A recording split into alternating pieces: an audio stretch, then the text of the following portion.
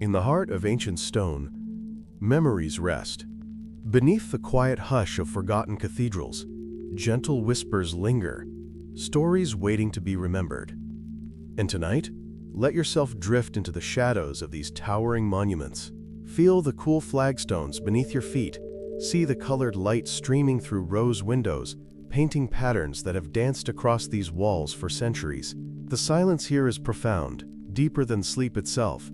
History tells us these were houses of worship, shaped by devoted hands over generations. But as you settle into this ancient quiet, another story begins to emerge from the stone, a softer mystery, hidden beneath layers of time. What if these magnificent structures served a purpose we've forgotten? What if their soaring spires and resonant chambers were designed not just to inspire, but to harness something far more extraordinary? Across the world, from the cathedrals of Europe to distant temples, these monuments share secrets written in stone and glass. Tonight, we'll explore the possibility that they were something more, perhaps engines of a different kind, built by hands that understood energies we've only begun to remember. Let your mind wander through these sacred halls as we uncover the quiet mysteries of Tartaria, a civilization that may have known how to touch the very fabric of the earth and sky. Close your eyes now and let the ancient stones tell their story. In the deepest silence, the greatest truths are whispered. Imagine yourself standing in the heart of a great stone cathedral, your head tilted back, your gaze lost in the soaring architecture that climbs toward a distant, shadowed ceiling. Light, fractured into 1,000 jeweled colors, pours through immense circular windows, painting the ancient flagstones in transient, holy patterns. You feel the profound silence, a quiet so deep, it seems to be a sound in itself, broken only by the echo of your own breath. Mainstream history tells you this is a house of God, a testament to faith built over centuries by generations of masons and artisans, their tools rudimentary, their devotion absolute. It is a story of human piety, a physical prayer offered to the heavens. But as you stand there, dwarfed by the colossal pillars and the impossible geometry of the vaulted roof, a question begins to whisper from the cold stone. What if this place was something more? What if its purpose, its true function, was not merely to inspire worship, but to perform a task so advanced, so profound, that we have lost the very language to describe it? Did you know that these magnificent structures, found across the globe under different names and attributed to different cultures, share a design language so consistent it defies coincidence? A blueprint of spires, domes, rose windows, and resonant chambers that hints at a single unified purpose. What if these cathedrals were never just churches? What if they were engines?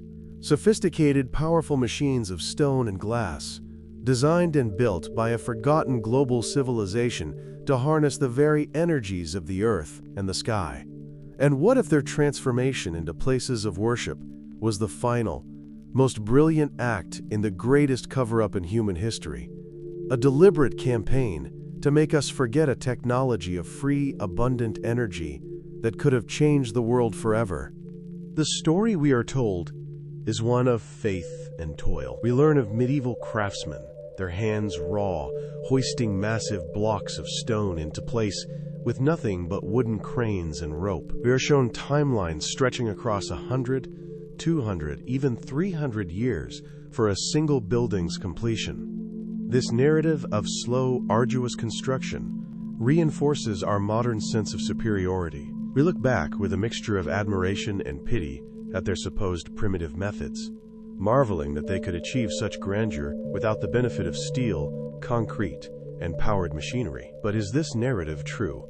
Look closer at the evidence, not the stories in the textbooks, but the evidence carved into the very stone of the buildings themselves. The precision is baffling. Joints between multi-ton blocks are so fine that a razor's edge cannot slip between them.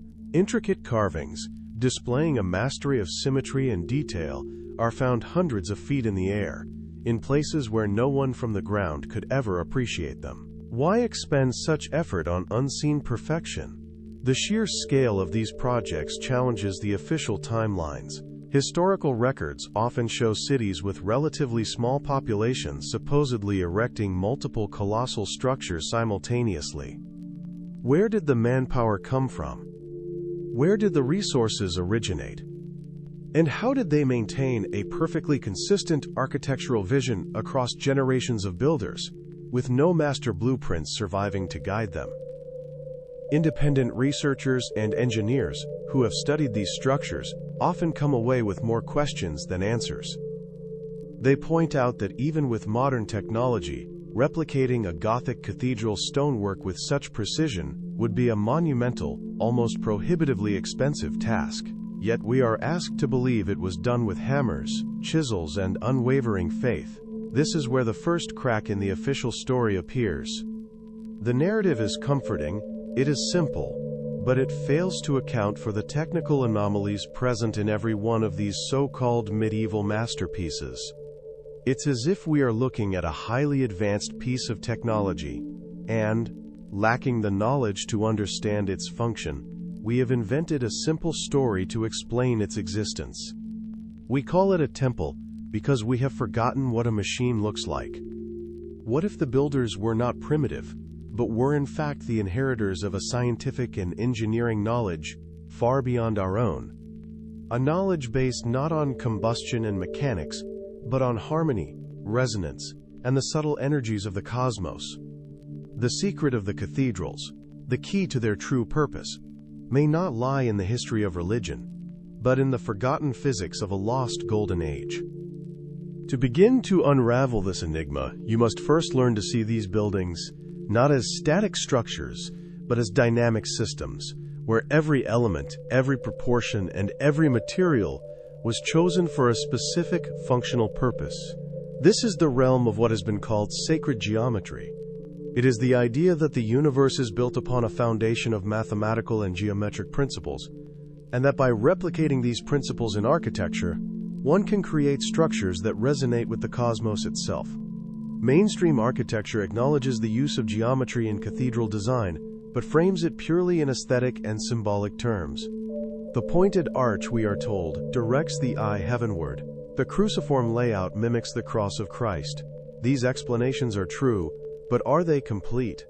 What if the symbolism was a mask for a deeper, more profound function? Consider the numbers that appear again and again in the dimensions of these buildings.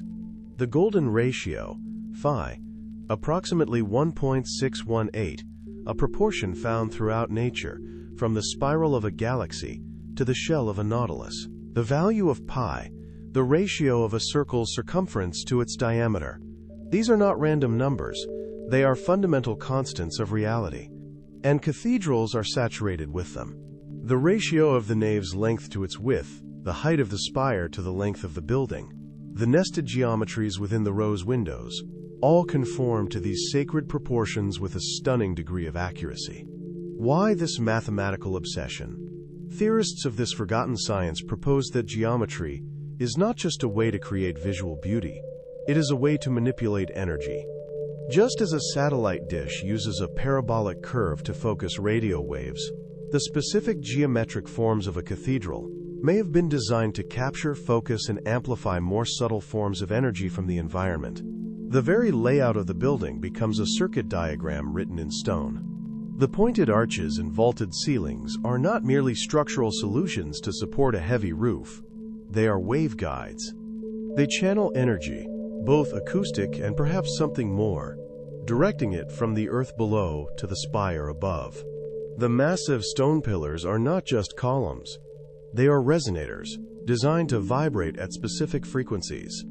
The entire structure, from its foundations, buried deep in the earth, to the tip of its highest finial, was conceived as a single, cohesive, energetic machine. This is why the design had to be so precise. Any deviation from the sacred proportions would break the circuit, disrupting the flow of energy and rendering the machine inert.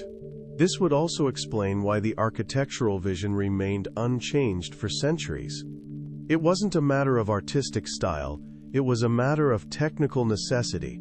The builders were not simply following a tradition, They were adhering to a scientific formula. When you view a cathedral through this lens, everything changes.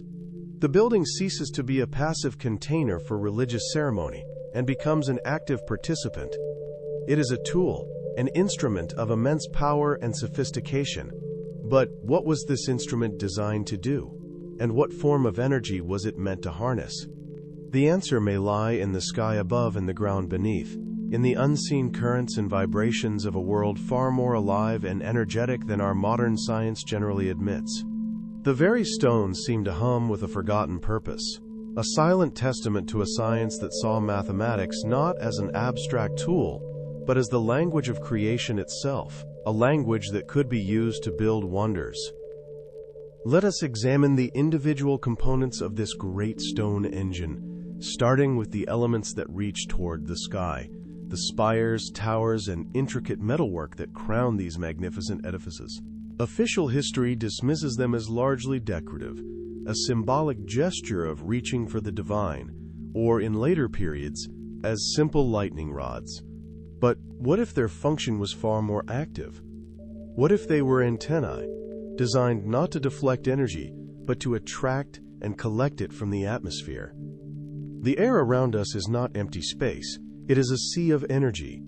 The ionosphere, the layer of the Earth's atmosphere that is ionized by solar and cosmic radiation, holds a significant electrical charge. There is a constant potential difference of hundreds of thousands of volts between the ionosphere and the surface of the Earth.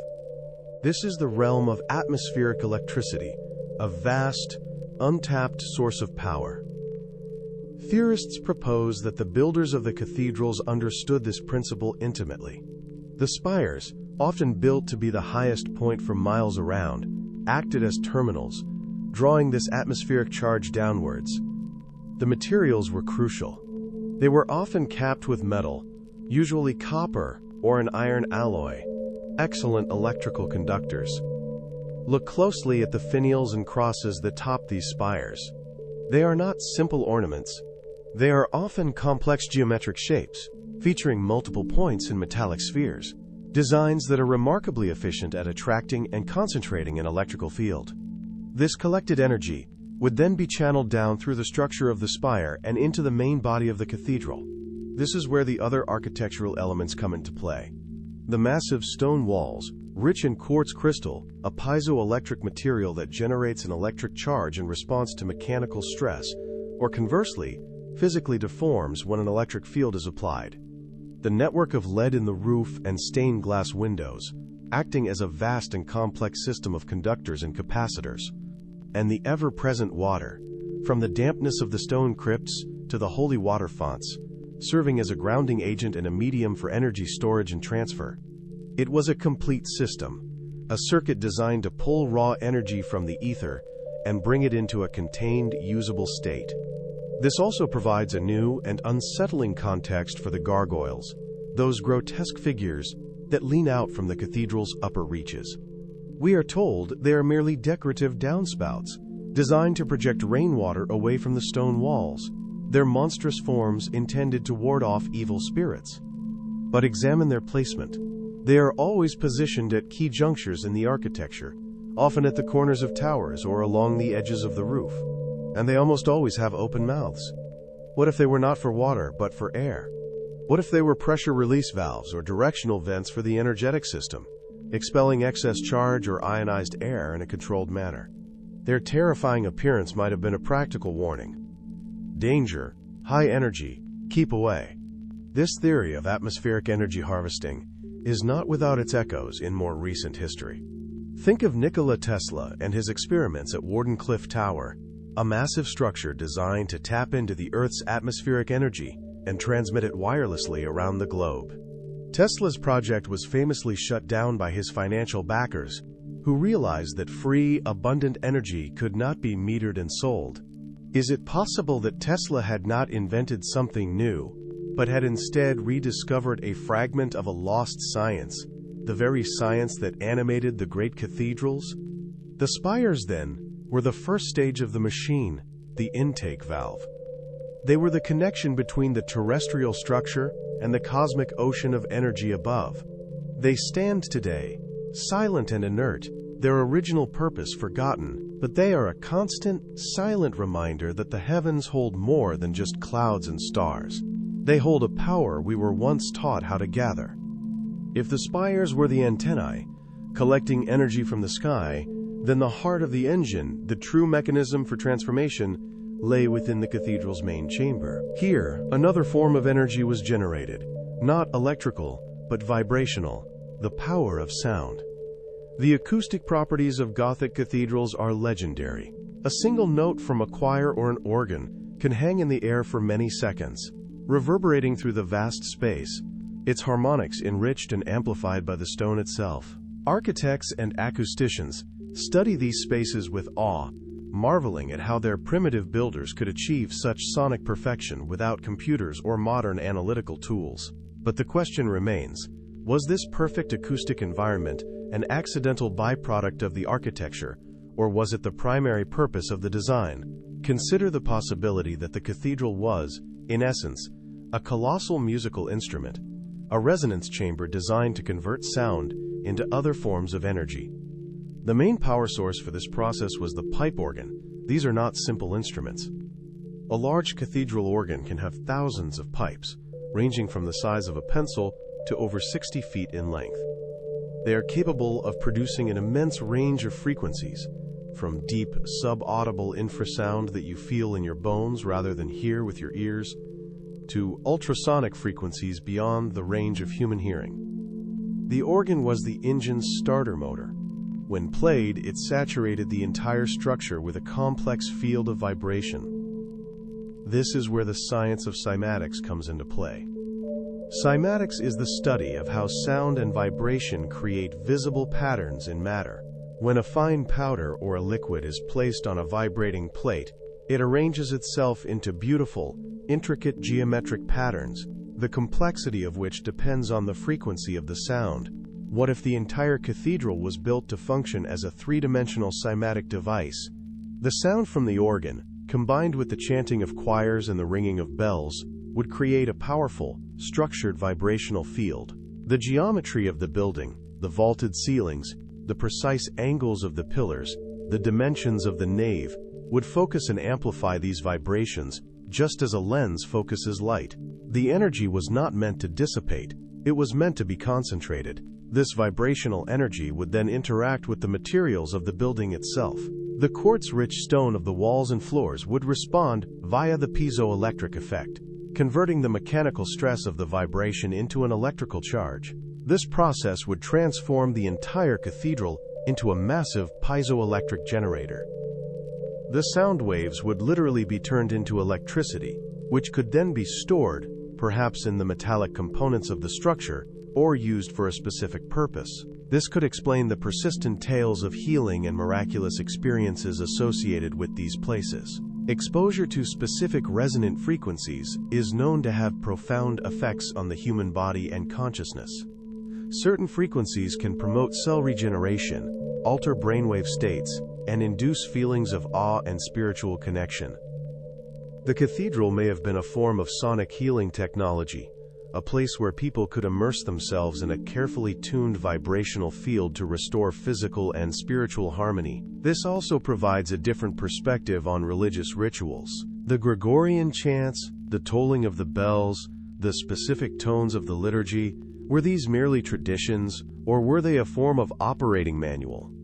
A set of precise acoustic instructions required to activate the machine and bring its energetic functions online. The music was not an accompaniment to the ceremony. The music was the ceremony, the key that turned the great stone engine on. The intricate and luminous stained glass windows are perhaps the most iconic feature of any great cathedral, and they hold a central place in the theory of these buildings as energetic devices. We are taught to see them as biblical storybooks for an illiterate populace, their beauty designed to lift the soul and instruct the mind. While they certainly served this purpose, their physical properties suggest a function that is far more technical and profound. What if these windows were not just filters for light, but precision-engineered optical devices, designed to modulate the very frequency of the light passing through them and, in doing so, contribute to the energetic alchemy of the entire structure. To understand this, you must look at the materials used to create that famous colored glass. Medieval stained glass was not made with simple dyes. Its vibrant colors were the result of mixing molten glass with specific metallic oxides: cobalt for blue, manganese for purple, gold for red, silver for yellow. These metals were not chosen at random. They were the key to the window's function. Each metallic oxide, when suspended in the glass matrix, causes the glass to resonate at a specific frequency when struck by sunlight. The light that passes through is not just colored. Its electromagnetic frequency is fundamentally altered. The rose window, in particular, is a masterpiece of this technology. It is not just a beautiful symmetrical pattern. It is a geometric resonator, a mandala of glass and lead, designed to capture sunlight and transform it into a coherent, structured form of energy. The intricate patterns of the stone tracery and the lead cane that hold the glass in place are not arbitrary decorations. They form a kind of circuit board or antenna, further shaping the energy field. As sunlight streams through the rose window, it is transformed into a beam of harmonically tuned, frequency-specific light, which then projects down into the nave of the cathedral. This beam of modulated light would then interact with the other energetic fields inside the building: the acoustic vibrations from the organ and choir, the telluric currents drawn up from the earth, and the atmospheric charge collected by the spires. The interior of the cathedral was a space of energetic confluence, a place where different forms of energy were brought together, combined, and transformed. The light from the windows may have acted as a catalyst or an information carrier in this process. Consider the effect of this tuned light on the air inside the cathedral. The air is filled with fine particles of dust, water vapor, and incense smoke. This beam of coherent light, passing through this aerosolized medium, could create complex plasma effects and generate further energetic phenomena. This also offers a potential explanation for the feeling of otherworldliness and the altered states of consciousness so often reported inside these spaces. Exposure to specific frequencies of light, just like specific frequencies of sound, can have a powerful effect on human brain chemistry and perception. The builders of the cathedrals may have been masters of neuroacoustics and photobiology, using light and sound to engineer spiritual experiences. Furthermore, the metallic components in the glass would also interact with the electrical fields present in the cathedral. The entire window, with its network of lead conductors and metallic oxide-infused glass insulators, could function as a massive capacitor capable of storing and discharging electrical energy. The sheer surface area of these windows is enormous, giving them a significant capacitance. The sunlight would not just be passing through, it would be charging the system. In this view, the stained glass windows were a critical and highly sophisticated part of the cathedral engine. They were the alchemical lenses of the machine, transforming the raw, chaotic energy of the sun into a refined, usable, and life-enhancing form, bathing the interior in a symphony of light that was both a story for the soul and a program for the machine. Beneath the visible splendor of the cathedral, deep in the earth, lies another crucial part of the system, one that is often overlooked: the crypt. These subterranean chambers, often as architecturally complex as the nave above, are typically explained as tombs for saints and bishops, or as the foundations of an earlier church on the same site. But, in the context of the cathedral as an energy machine, the crypt takes on a far more significant role. It was the building's connection to the earth, the grounding point of the entire circuit, and a place where the powerful telluric currents of the planet could be accessed and integrated into the system. The earth is not an inert ball of rock. It is a living, breathing electromagnetic entity. It has its own magnetic field, and a complex network of subtle energy lines, sometimes called ley lines, or dragon currents, that crisscross its surface. These are the planet's circulatory system. Ancient cultures around the world seem to have been aware of this network. Megalithic sites like Stonehenge and Karnak pyramids, and temples, are very often located at the intersection of these powerful energy lines. It is highly probable that the builders of the cathedrals had this same knowledge. Cathedrals are almost invariably built on sites that were considered sacred for millennia before their construction, often replacing earlier pagan temples. What made these sites sacred? It was likely their powerful terrestrial energy. The cathedral was deliberately placed on a geological and energetic hotspot. The crypt was the interface with this energy source. The foundations were sunk deep into the bedrock, making direct contact with the telluric field. The materials of the crypt were also significant. They are almost always built of massive, dense stone, and they are perpetually damp. Water is an excellent conductor of energy and can also act as a form of memory, capable of holding an energetic imprint. The presence of wells, springs, or underground streams within or near the crypt is a very common feature. This was not a matter of chance, it was a matter of design. The water served to draw in the telluric currents and distribute them throughout the foundation of the building. The crypt would then act as a kind of battery or capacitor for this terrestrial energy. The massive stone walls would absorb and hold the charge, which could then be drawn upon by the rest of the system. This provides a new understanding of the practice of burying the revered dead in these locations. Perhaps the bodies of saints and holy figures were understood to hold a particular energetic resonance, and their placement in the crypt was not merely symbolic, but a way to further amplify and stabilize the energy of the site. Their very physical remains became part of the energetic circuit. This connection to the earth also provided the essential grounding for the atmospheric electricity collected by the spires. Any electrical circuit requires a ground to function safely and effectively. The crypt, with its deep foundations and connection to water, was the perfect grounding point. It allowed the immense power drawn from the sky to be balanced and stabilized by the equally immense power of the earth. Without this grounding, the system would be dangerously unstable. The crypt, therefore, was not a dark and forgotten basement. It was the root of the cathedral, the place where the machine was plugged into the planet. It was the source of the raw, primal power that, when combined with the celestial energies from above and refined by the sound and light within the nave, created the full and complete function of the cathedral engine. The entire building was a bridge between worlds, a monumental device for mediating the energies of heaven and earth. Let us now synthesize these individual components into a cohesive model of the cathedral as a functional energy device, a piece of forgotten Tartarian technology. Imagine the process as a symphony, a sequence of energetic events orchestrated by the architecture itself. The cycle begins with the generation of sound. The massive pipe organ, a pneumatic machine of incredible complexity, begins to play. Its pipes saturate the air and the very stone of the building with a broad spectrum of vibrational frequencies, from the deepest infrasound to the highest ultrasound. This is not random noise. It is a carefully composed sequence of tones and harmonies, an acoustic key designed to unlock the resonant potential of the structure. The human element joins in. A choir, trained in the specific modal scales of plainsong or Gregorian chant, adds its voices to the organs. Their harmonized singing is not just an offering of praise. It is a critical part of the frequency generation, adding the subtle but powerful energetic signature of human consciousness to the mix.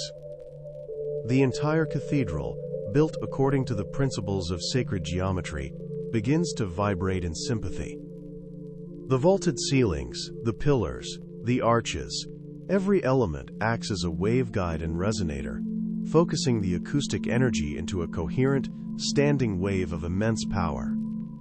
This vibrational energy then acts upon the piezoelectric stone of the structure, converting the sonic power into electrical energy.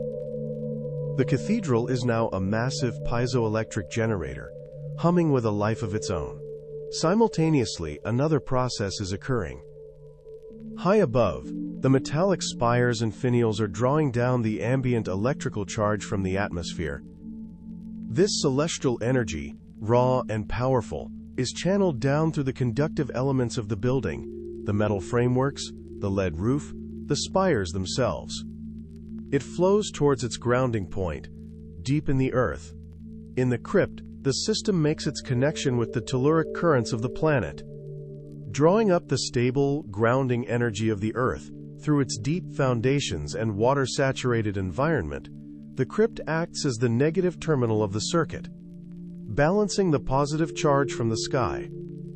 At the same time, sunlight streams through the stained glass windows. These are not passive panes of glass, they are optical modulators.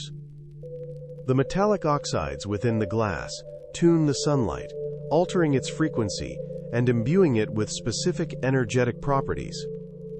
This coherent colored light projects into the nave, intersecting with the acoustic and electrical fields, acting as a catalyst and an information carrier, adding another layer of complexity and refinement to the energetic process. The air inside the cathedral, charged with ions from the electrical activity and filled with aerosolized water and incense, becomes a plasma-like medium, capable of conducting and holding the generated energy. What was the output of this remarkable machine? It could have been manifold. It may have generated usable electrical power, broadcast wirelessly to the surrounding town or city, powering homes and workshops. The persistent myth of ever-burning lamps found in ancient tombs might be a distorted memory of this form of lighting technology. The machine could also have been a powerful healing device. The finely tuned field of sound, light, and electromagnetism could have had profound therapeutic effects on the human body, rebalancing cellular structures and promoting health and longevity. It may have also functioned as an agricultural tool, broadcasting a field of life-enhancing energy over the surrounding landscape, increasing crop yields and ensuring bountiful harvests. And finally, it could have been a tool for consciousness itself, a device for creating a stable, coherent, energetic field that would elevate the consciousness of the entire community, promoting peace, harmony, and spiritual development. This was not a machine of gears and pistons, but a machine of harmony and vibration. It did not consume fuel, it gathered and refined the free and abundant energies of the cosmos. It was a technology born of a profound understanding of the universe, a testament to a civilization that worked hitty with nature, not against it. This was the genius of Tartaria. Now, we must zoom out from the individual cathedral and consider a truly staggering proposition. This architectural and technological template was not confined to a single region or culture. We find it repeated, with astonishing fidelity, across the entire globe. Step away from the Gothic cathedrals of Europe and examine the grand, neoclassical government buildings erected in the 19th century in cities as far-flung as Washington, D.C., Buenos Aires, Melbourne, and Mumbai. Look at the state capitals across America, the great museums, the central post offices, the libraries. An uncanny similarity becomes immediately apparent. They all share the same core architectural DNA: the massive stone construction, the soaring domes, the colonnaded porticos, the perfect symmetry, and often, the crowning spires or metallic statuary. Mainstream history explains this as the global proliferation of the Beaux-Arts and neoclassical architectural styles, a trend that spread from Europe and America through colonialism and cultural influence. This explanation, however, feels profoundly inadequate when you analyze the details. It's not just that these buildings look alike. They are often built on a scale and with a speed that defies the historical context attributed to them. Consider the World's Columbian Exposition in Chicago in 1893. A magnificent white city of over 200 massive, neoclassical buildings, complete with lagoons and grand plazas, was supposedly constructed in just 2 years, primarily out of temporary materials like plaster and fiber. And then, almost immediately after the fair, it was all torn down or destroyed by fire. Does this sound plausible? Or is it more likely that the fair was not about building something new, but about showcasing a pre-existing city, a Tartarian remnant, before systematically erasing it from the landscape and the history books? Proponents of the Tartarian theory argue that this global architectural style is the single most powerful piece of evidence for a forgotten, worldwide civilization. A civilization with the technology and resources to undertake a global building program, stamping its unique and highly advanced template onto every continent. This was not a matter of one culture copying another, it was the work of a single unified culture. The buildings we call cathedrals, capitals, and palaces were all nodes in a vast, interconnected network. They were the power plants, the administrative centers, and the cultural hubs of a global empire. This would explain the otherwise baffling uniformity. The reason the domes in Russia look like the domes in America is because they were built by the same people, using the same science and the same blueprints. This civilization, which we now call Tartaria, was not the loose confederation of nomadic tribes portrayed in our edited history books. It was a highly organized, technologically sophisticated global society. This theory also provides a chilling context for the phenomenon of orphan trains and the sudden appearance of incubator babies at World's Fairs in the late 19th and early 20th centuries. What if a great cataclysm, a mud flood, or some other disaster had wiped out a significant portion of the global population? The surviving elites, the inheritors of the old world, would have needed to repopulate these now empty cities and erase the memory of the previous civilization. The orphan trains, which transported hundreds of thousands of children with no recorded histories to new homes, and the mysterious incubator babies, could have been part of a massive social engineering program, a way to create a new population with no memory of the world that came before. The architecture, therefore, is the silent witness. It stands before us in every major city of the world, a testament to a truth that has been systematically buried. The official explanations of competing architectural styles and primitive construction methods begin to sound like a hastily concocted cover story, designed to obscure a reality so vast and so challenging to our sense of history that it had to be erased. If a global civilization of this scale and sophistication truly existed, its disappearance represents the single greatest mystery in human history. How could an empire with the capacity to build on every continent simply vanish, leaving behind only its magnificent but enigmatic structures? The theory of the Great Mud Flood offers a potential, if cataclysmic, explanation. The hypothesis posits that in the relatively recent past, perhaps as late as the 18th or 19th century, a planet-wide event occurred that involved the liquefaction of soil and the deposition of immense quantities of mud, silt, and debris, burying cities and landscapes across the globe. Walk through the older districts of almost any major city in the world, and you will see the evidence for yourself. Buildings whose ground floors are clearly sunk beneath the current street level, windows that open directly onto the pavement, grand entrances that are now basement doors. The official explanation is that cities naturally build up over time, with new layers of road and construction gradually raising the street level. But this slow, gradual process does not account for the uniformity and the sheer depth of the burial layer found in so many disparate locations. Nor does it explain why these basements have the finished windows, doors, and fine masonry of a main floor. Photographic evidence from the 19th century is particularly compelling. We see images of cities being dug out, with workers clearing away thick layers of earth to reveal the original, much lower street levels and the true ground floors of the buildings. These are not images of new construction. They are images of an archaeological excavation on a city-wide scale. What could have caused such a catastrophe? The theories are varied and speculative. Some propose a celestial event, such as a comet passing close to the Earth, its gravitational and electrical effects triggering massive seismic activity and soil liquefaction. Others suggest a geomagnetic pole shift, a cyclical event that could cause widespread earthquakes, volcanism, and tsunamis of mud.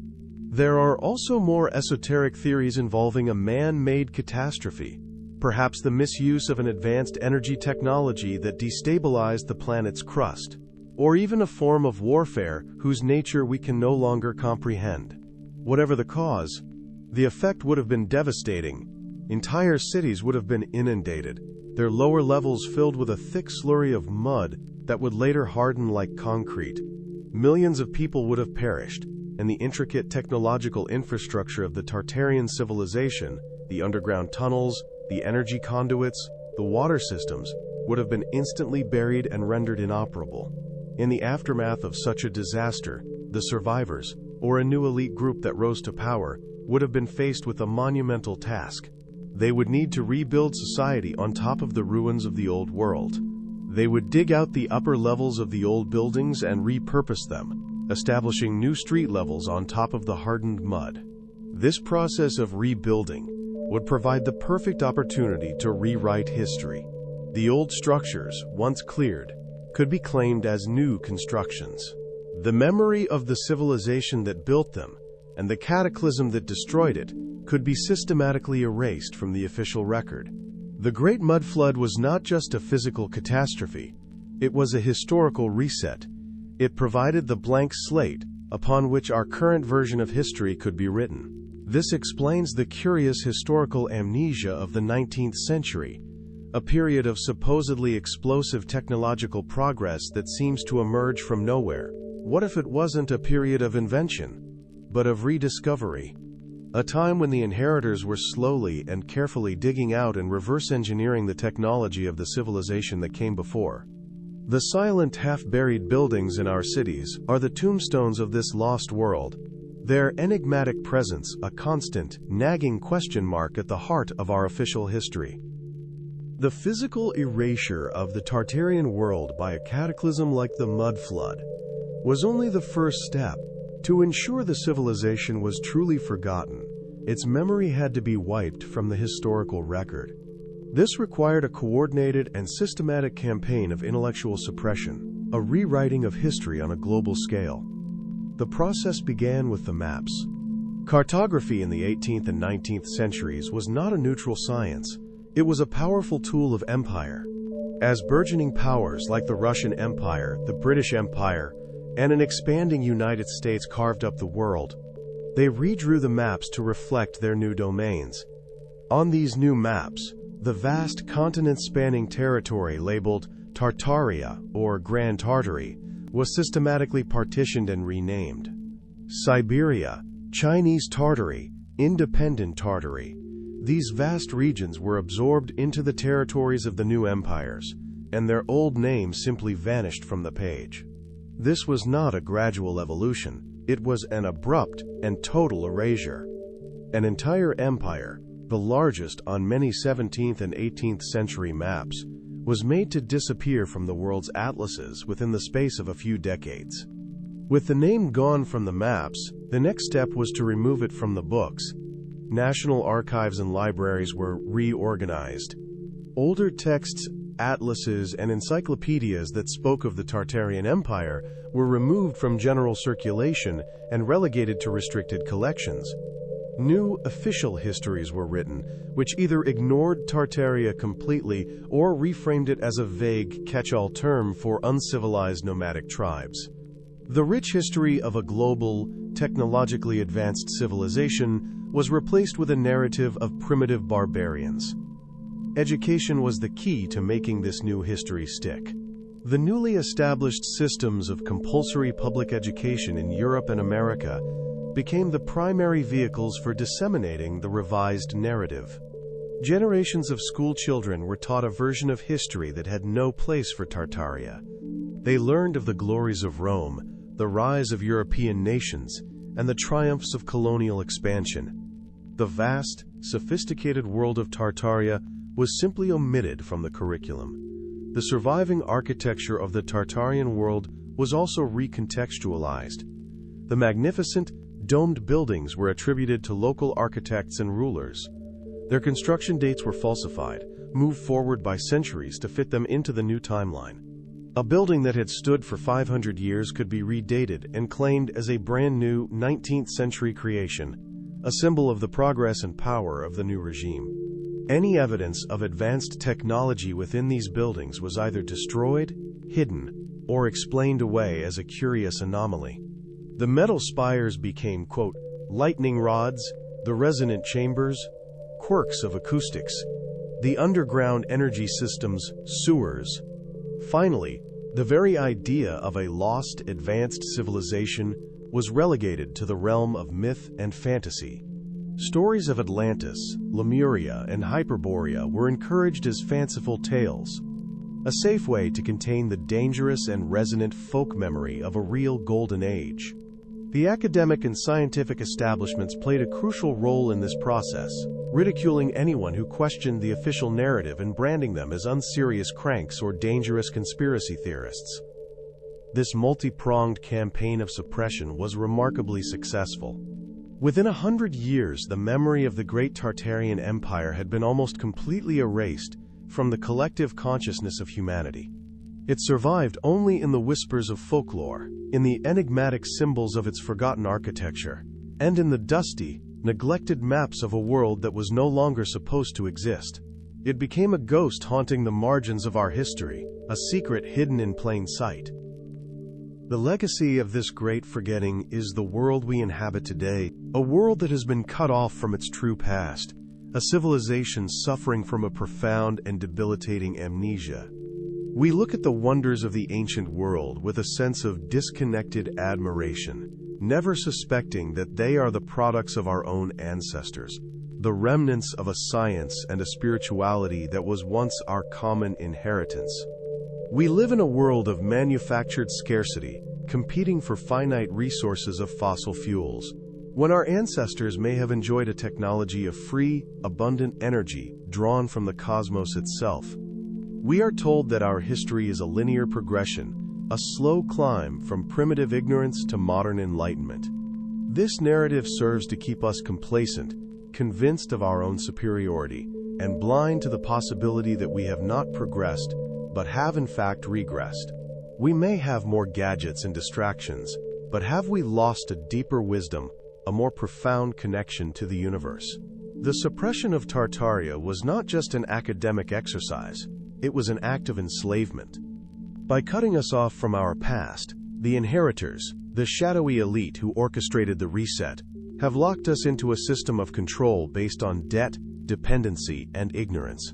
They have made us forget our own power, our own potential, our own divine origins. But the truth cannot be buried forever. The evidence of the lost world is all around us, in the silent stones of the cathedrals, in the half-buried windows of our cities, and in the persistent, unkillable myths and legends that bubble up from our collective unconscious. And in the digital age, the tools to uncover this truth are now in the hands of ordinary people. The Internet has become a global research library, a platform where the scattered fragments of the Tartarian puzzle can be brought together and reassembled.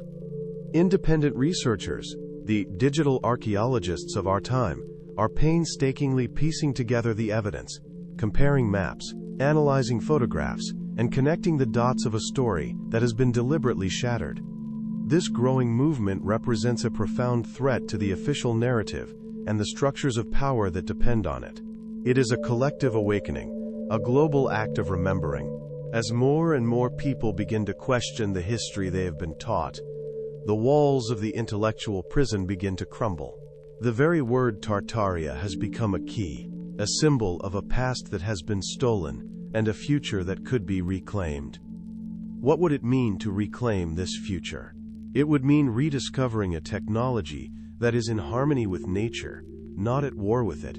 It would mean reawakening a spirituality that is based on direct experience and universal truth, not on dogmatic control. It would mean building a society based on abundance, freedom, and the full realization of human potential. It would be nothing less than the dawn of a new golden age. This is the promise and the peril of the Tartarian revelation. The journey of discovery is not just about the past.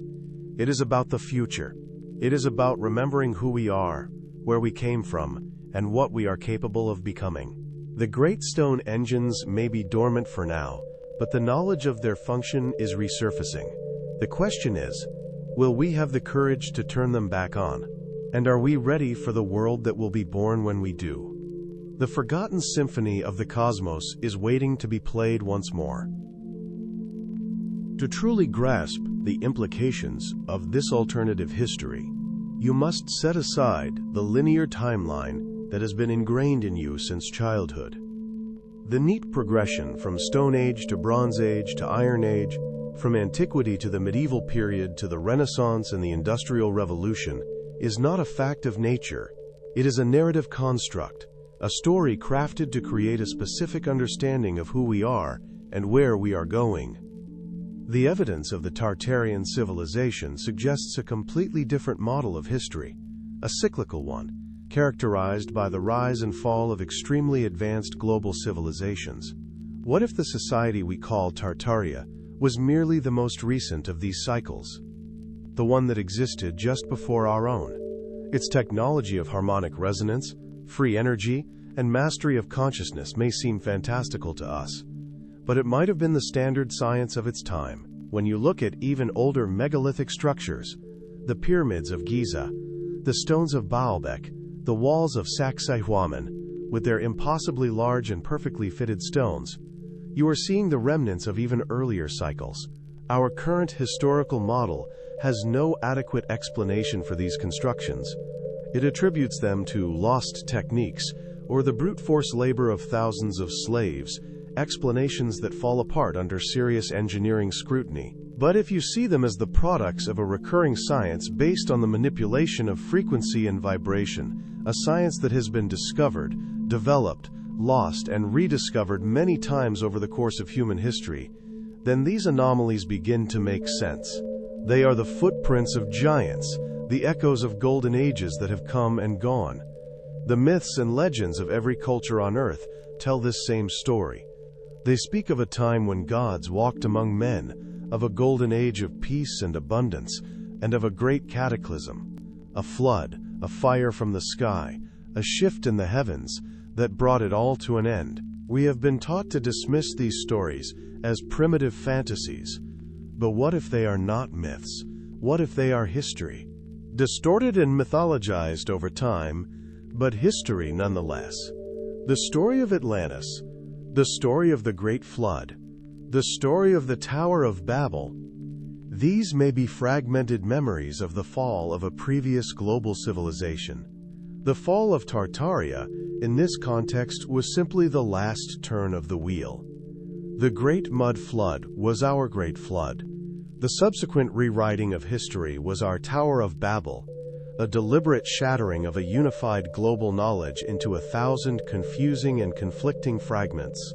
Our current civilization was built not on a foundation of progress, but on the ashes and ruins of a far superior one. We are the amnesiac inheritors, living in the shadows of a greatness we have been programmed to forget. This cyclical model of history is both terrifying and liberating.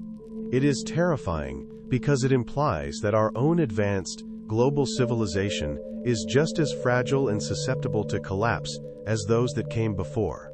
The same forces of cataclysm, whether natural or man-made, that destroyed Tartaria could be unleashed again. But it is also liberating because it means that we are not at the mercy of a slow, deterministic historical process. The knowledge and technology of the Golden Ages are not lost forever. They are encoded in the structures that surround us, embedded in our myths, and perhaps even dormant within our own DNA. The potential for a new Golden Age, a new cycle of advancement, is always present. We do not have to spend centuries reinventing the wheel. We simply have to remember. We have to learn to read the language of the stones, to hear the music of the spheres, and to unlock the incredible power that lies within our own consciousness. The path forward is not a straight line into an unknown future. It is a spiral, returning to the ancient truths at a higher level of awareness. The Tartarian civilization is a signpost, a ghostly image from the cycle just behind us, pointing the way home. The concept of a worldwide energetic grid, powered by the network of cathedrals and other monumental structures, is central to the Tartarian theory. This was not just a collection of standalone power plants. It was an integrated system, a global wireless energy network that mirrored the Earth's own energetic anatomy. The placement of these structures was not arbitrary. They were built on the nodes of the Earth's ley line grid, the planet's nervous system. By tapping into these natural telluric currents and combining them with the atmospheric energy from above, the Tartarian civilization was able to create a stable, self-regulating planetary power source. The energy generated was likely not the crude, high-amperage alternating current that we use today. It would have been a more subtle, higher-frequency form of energy, perhaps what Nikola Tesla called radiant energy, or what others have termed scalar or zero-point energy. This form of energy could be broadcast wirelessly, requiring no physical grid of cables and wires. Every home, every workshop, every vehicle could have been equipped with a simple receiver, a resonant device tuned to the frequency of the global grid, providing clean, free, and abundant power on demand. The social and economic implications of such a system are staggering. In a world of free energy, the entire basis of our current economic model, which is founded on the principles of scarcity and metered consumption, becomes obsolete. There would be no need for oil, coal, or nuclear power. The geopolitical conflicts fought over these resources would vanish. The concept of energy poverty would not exist. This would be a world of true abundance. This technology would also have revolutionized transportation. Vehicles, whether for ground or air travel, would not have needed to carry their own fuel source. They could have been powered directly from the grid. The persistent stories of Viminas in ancient Indian texts and the mysterious airship sightings of the late 19th century may be memories of this form of transportation technology. This also sheds new light on the vast, continent-spanning road networks of the ancient world, which seem far too extensive for the simple carts and wagons we assume were used on them. Perhaps they were designed for a different kind of vehicle altogether. The grid would also have had profound effects on communication. Information could have been broadcast on the same carrier wave as the energy, creating a global, instantaneous communication network. The dream of the noosphere, a planetary consciousness, could have been a technological reality. This vision of a harmonious, high-tech world powered by a global energy grid seems like science fiction. But is it? The architectural evidence is there. The knowledge of ley lines and earth energies is preserved in the esoteric traditions of every culture, and the rediscovery of wireless energy transmission by pioneers like Tesla proves that the underlying science is sound. Why was this system dismantled?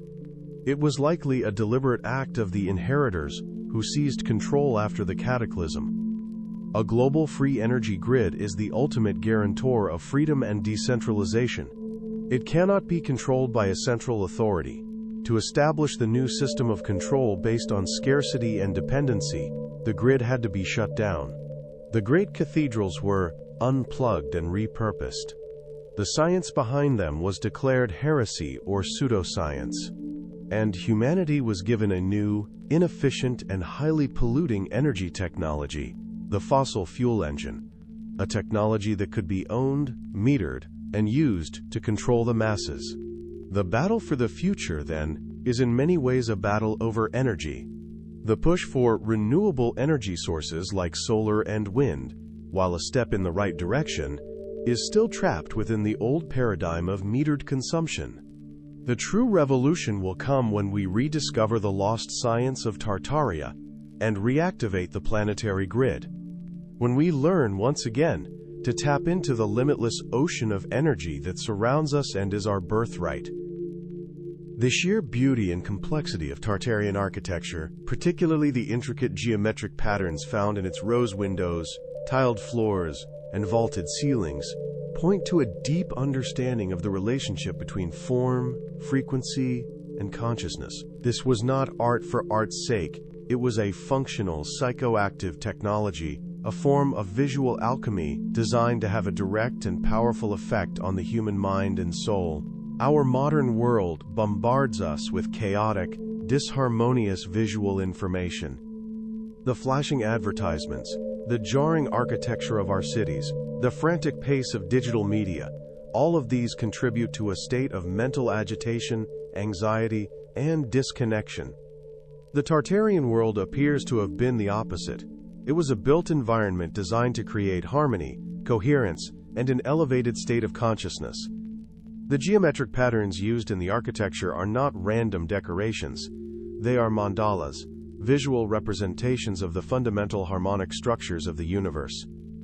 Staring at a rose window or walking through a space defined by sacred proportions is a form of meditation. The coherent visual information is picked up by the eyes and transmitted to the brain, where it helps to organize the neural pathways into a more coherent and harmonious state.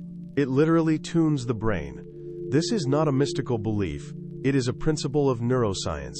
The brain is a pattern-recognizing machine, and it naturally seeks to entrain with the patterns in its environment. When exposed to a chaotic environment, the brain becomes chaotic. When exposed to a harmonious, coherent environment, the brain becomes harmonious and coherent. This principle extends to the colors used in the stained glass windows. Color is simply a frequency of light. The specific metallic oxides used to create the vibrant reds, blues, and golds of cathedral glass were chosen to produce specific light frequencies that would have a known effect on human psychology and physiology. Blue light, for example, is known to have a calming effect, while red can be stimulating. The cathedral was a space where the inhabitant was bathed in a carefully orchestrated symphony of light and color, a form of light therapy designed to heal the body and elevate the spirit. This psychoactive environment would have had a profound effect on the culture of the Tartarian civilization. A population living and working in spaces designed to promote mental coherence and harmony would likely be far less prone to conflict, anxiety, and depression. It would be a society characterized by creativity, cooperation, and a deep sense of connection to the universe. This also provides a new lens through which to view the destruction and replacement of this architecture. The ugly, brutalist, and chaotic architecture that characterized much of the 20th century was not just a matter of bad taste. It may have been a deliberate strategy of the inheritors, a way to keep the population in a state of low vibrational consciousness, making them easier to control. A population living in ugly, disharmonious surroundings is a population that is cut off from its own inner sense of harmony and beauty, a population that is more susceptible to fear and manipulation. The destruction of beauty was an act of psychological warfare. The battle for the future, then, is also a battle for beauty. The reclamation of the principles of sacred geometry and harmonious design is not a frivolous, aesthetic pursuit. It is a critical step in the process of human liberation. We must begin to build again, with the intention of creating spaces that heal, inspire, and elevate. We must turn our cities from chaotic, soul-destroying machines into living works of art, into engines of consciousness. When we learn to build in harmony with the laws of the universe, we will create a world that reflects the inherent beauty and harmony of our own true nature. The blueprints are all around us, in the silent, magnificent remnants of the world that was stolen from us.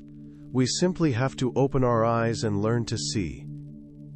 The persistent and widespread presence of star forts across the globe represents one of all the most compelling and mysterious pieces of the Tartarian puzzle. These massive, geometrically precise structures, characterized by their distinctive star-shaped bastions, are found on every continent, from Europe and the Americas to Japan and Africa. Mainstream history categorizes them as a form of military fortification, a design that evolved in the 16th century to better withstand cannon fire. This explanation, however, raises more questions than it answers. The sheer number and scale of these forts are staggering. Thousands of them have been identified, many in locations with no obvious strategic military value. Their construction would have required a level of engineering, resources, and coordinated planning that seems far beyond the capabilities of the early modern states to which they are attributed. Furthermore, their geometric precision is often perfect, even when built on difficult and uneven terrain. This suggests they were laid out with a sophisticated understanding of surveying and geometry. But the greatest mystery of the star forts lies in their design. While the star shape does offer some advantages for defensive lines of fire, it is also a powerful geometric form with deep esoteric and energetic significance. In the language of sacred geometry, the star represents the union of opposites, the connection of the microcosm and the macrocosm. It is a symbol of dynamic balance and focused energy.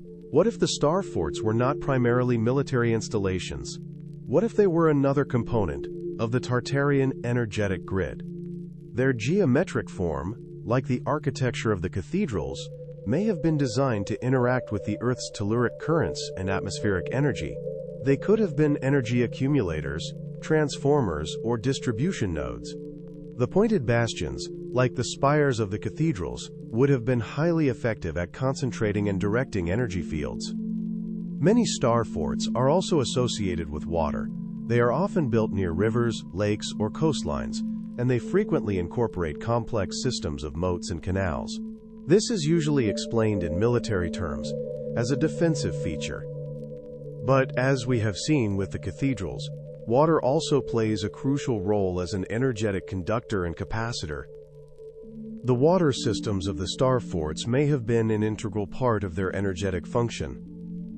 This theory is strengthened by the fact that many of the great cathedrals and Tartarian-style buildings are located within or very near these star fort structures. The cathedral, the primary energy generator, would be protected and amplified by the star fort, the energy capacitor and distributor. They were two parts of a single, integrated system. This also provides a more plausible reason for their incredible number and global distribution. They were the infrastructure of the planetary grid.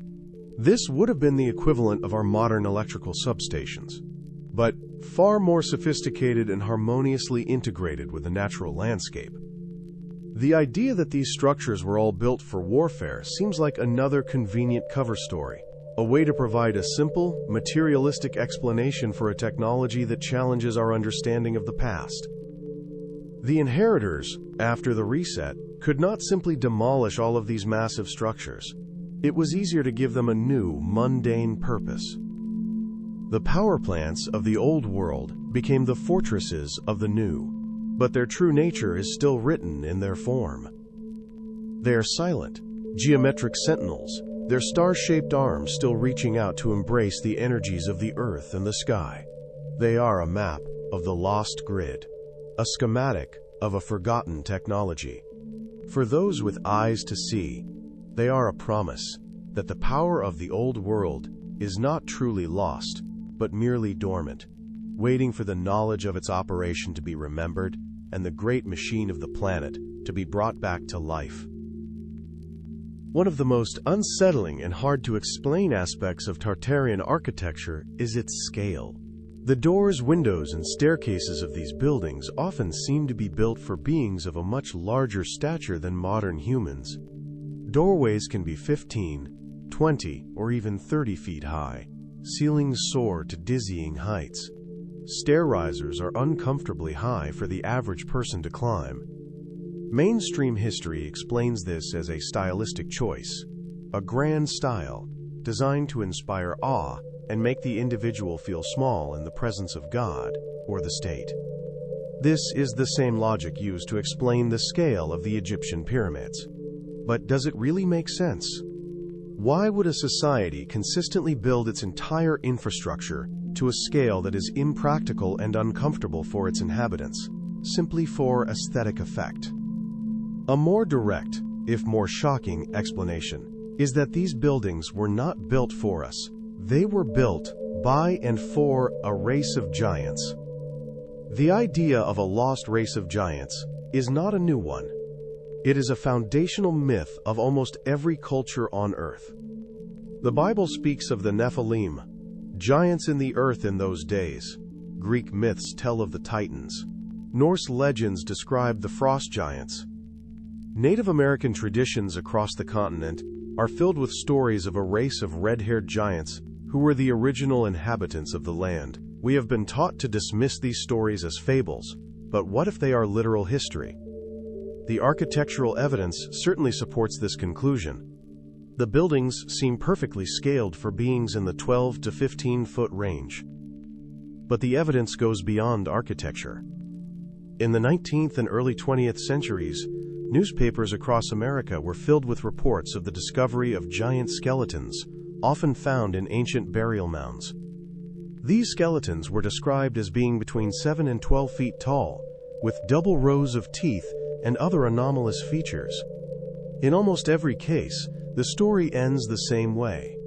The skeletons were sent to the Smithsonian Institution and were never seen or heard from again.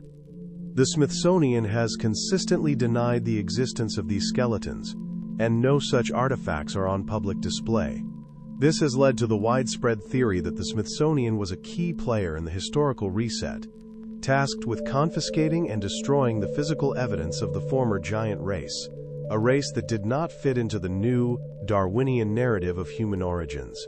This also provides a possible context for the Great Cataclysm. What if the event that caused the mud flood was a war? A war between the giant race of Tartaria and another group, perhaps the smaller humans who served as their slave or servant class, or perhaps another, non-human intelligence. A war fought with advanced energetic weapons that resulted in a planetary-scale catastrophe. In the aftermath, the victorious new rulers of the planet, our own ancestors, would have had a vested interest in erasing all memory of the previous ruling race.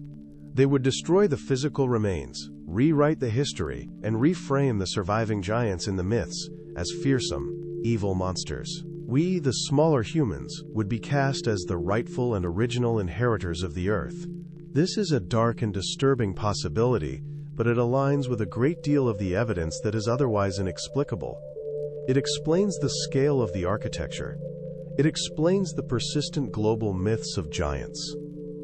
And it explains the systematic suppression of the physical evidence. We may be living in the cities of a conquered civilization, a world built by beings so far beyond us in stature, and perhaps in wisdom, that their very existence has been deemed a truth too dangerous for us to know. The grand, echoing halls of the cathedrals may be silent, not just because their energetic function has been deactivated, but because their true, towering inhabitants are gone. We are like children playing in the abandoned castle of a king, with no understanding of the world that was lost, or the terrible events that led to our own inheritance. The global uniformity of the Tartarian architectural style is a profound mystery. How could the same complex designs, engineering techniques, and aesthetic principles appear simultaneously in places with no known historical connection? Mainstream history's explanation of colonial influence and the spread of architectural fads seems woefully inadequate to explain the depth and precision of the similarities. A more radical and coherent theory is that the Tartarian civilization possessed a form of advanced transportation technology that made the world a much smaller place than we can imagine. If travel between continents was fast, easy, and routine, a unified global culture would be a natural consequence. What was this technology?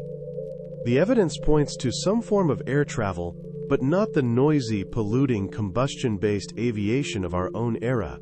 The clues are scattered in old photographs, newspaper reports, and suppressed patents from the late 19th and early 20th centuries. This was the age of the mystery airships.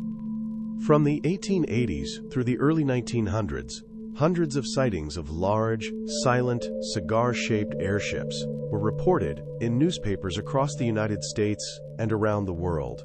These were not the clumsy, flammable zeppelins of official history. They were described as being able to hover silently, move at great speeds, and execute precise maneuvers.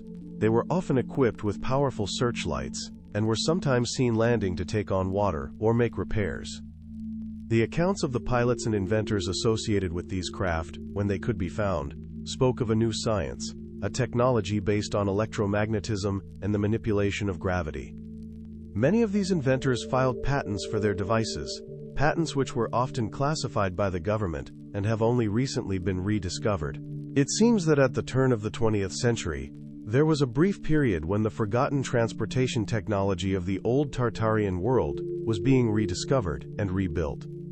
This was the era of Nikola Tesla, a man who spoke of drawing energy from the ether and of a future of free, wireless power and transportation.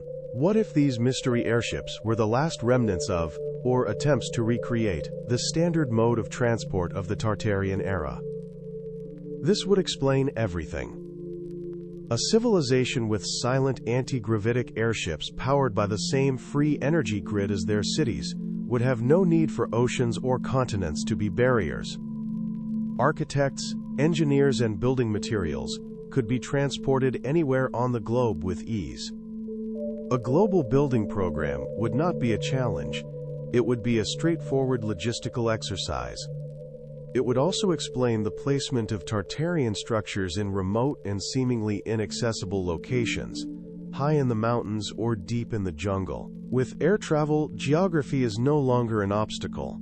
The suppression of this technology was a key part of the historical reset. The Hindenburg disaster, which dramatically and publicly demonstrated the supposed dangers of airship travel, may have been a deliberately orchestrated event, a piece of psychological warfare designed to turn the public against this technology and pave the way for the less efficient, more easily controlled, and far more profitable technologies of the internal combustion engine and petroleum-based aviation.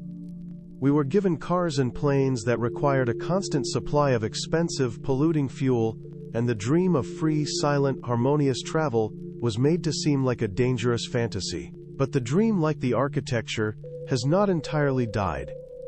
The UFO phenomenon of our own time may be a continuation of the mystery airship sightings of a century ago. Perhaps the technology was not entirely suppressed but was instead taken underground, into the secret projects of a breakaway civilization that continues to use the science of the old world, hidden from the view of the rest of us. The promise of free travel, like the promise of free energy, remains a tantalizing glimpse of a world that was stolen from us, a future that we must reclaim from the past. The deliberate suppression and rewriting of history is not a conspiracy theory. It is a demonstrable fact. One of the most blatant and well-documented examples is the story of the Smithsonian Institution and its alleged role in covering up the evidence of a race of giants in North America. As mentioned, during the 19th century, as the American frontier was settled, thousands of ancient burial mounds were excavated. A significant number of these excavations, according to numerous contemporary newspaper accounts and local histories, yielded the skeletons of a race of giant humans, often measuring between 7 and 12 feet in height. These were not isolated finds. They occurred all across the country, from Ohio and West Virginia to California and the Midwest. The accounts are often detailed, describing not just the height of the skeletons, but also anomalous features, like double rows of teeth, elongated skulls, and the presence of sophisticated copper armor and artifacts. The story of what happened to these remains follows a disturbingly consistent pattern. The skeletons were examined by local doctors or antiquarians, who confirmed their unusual nature. Then, an agent from the Smithsonian Institution would arrive, purchase the skeletons for the National Museum, pack them in crates, and ship them to Washington, D.C. After that, they were never seen again. When researchers in later years have tried to locate these skeletons in the Smithsonian's collection, they have been met with stonewalling and denial. The official position of the Smithsonian is that these skeletons never existed, and that the newspaper reports were simply hoaxes and frontier exaggerations. However, the sheer number and consistency of the reports make this official explanation highly implausible. It seems far more likely that the Smithsonian, from its very inception, was tasked with being a gatekeeper of the historical narrative. Its mission was not to preserve the true history of North America, but to sanitize it, to remove any evidence that contradicted the emerging Darwinian and manifest destiny ideologies. A race of technologically advanced giants who had built a sophisticated civilization across the continent long before the arrival of Europeans or even the Native Americans did not fit into this new narrative, so the evidence had to disappear. This was not just a matter of hiding a few old bones. It was an act of cultural genocide, an erasure of the memory of the continent's true original inhabitants. It was also a key part of the broader Tartarian cover-up.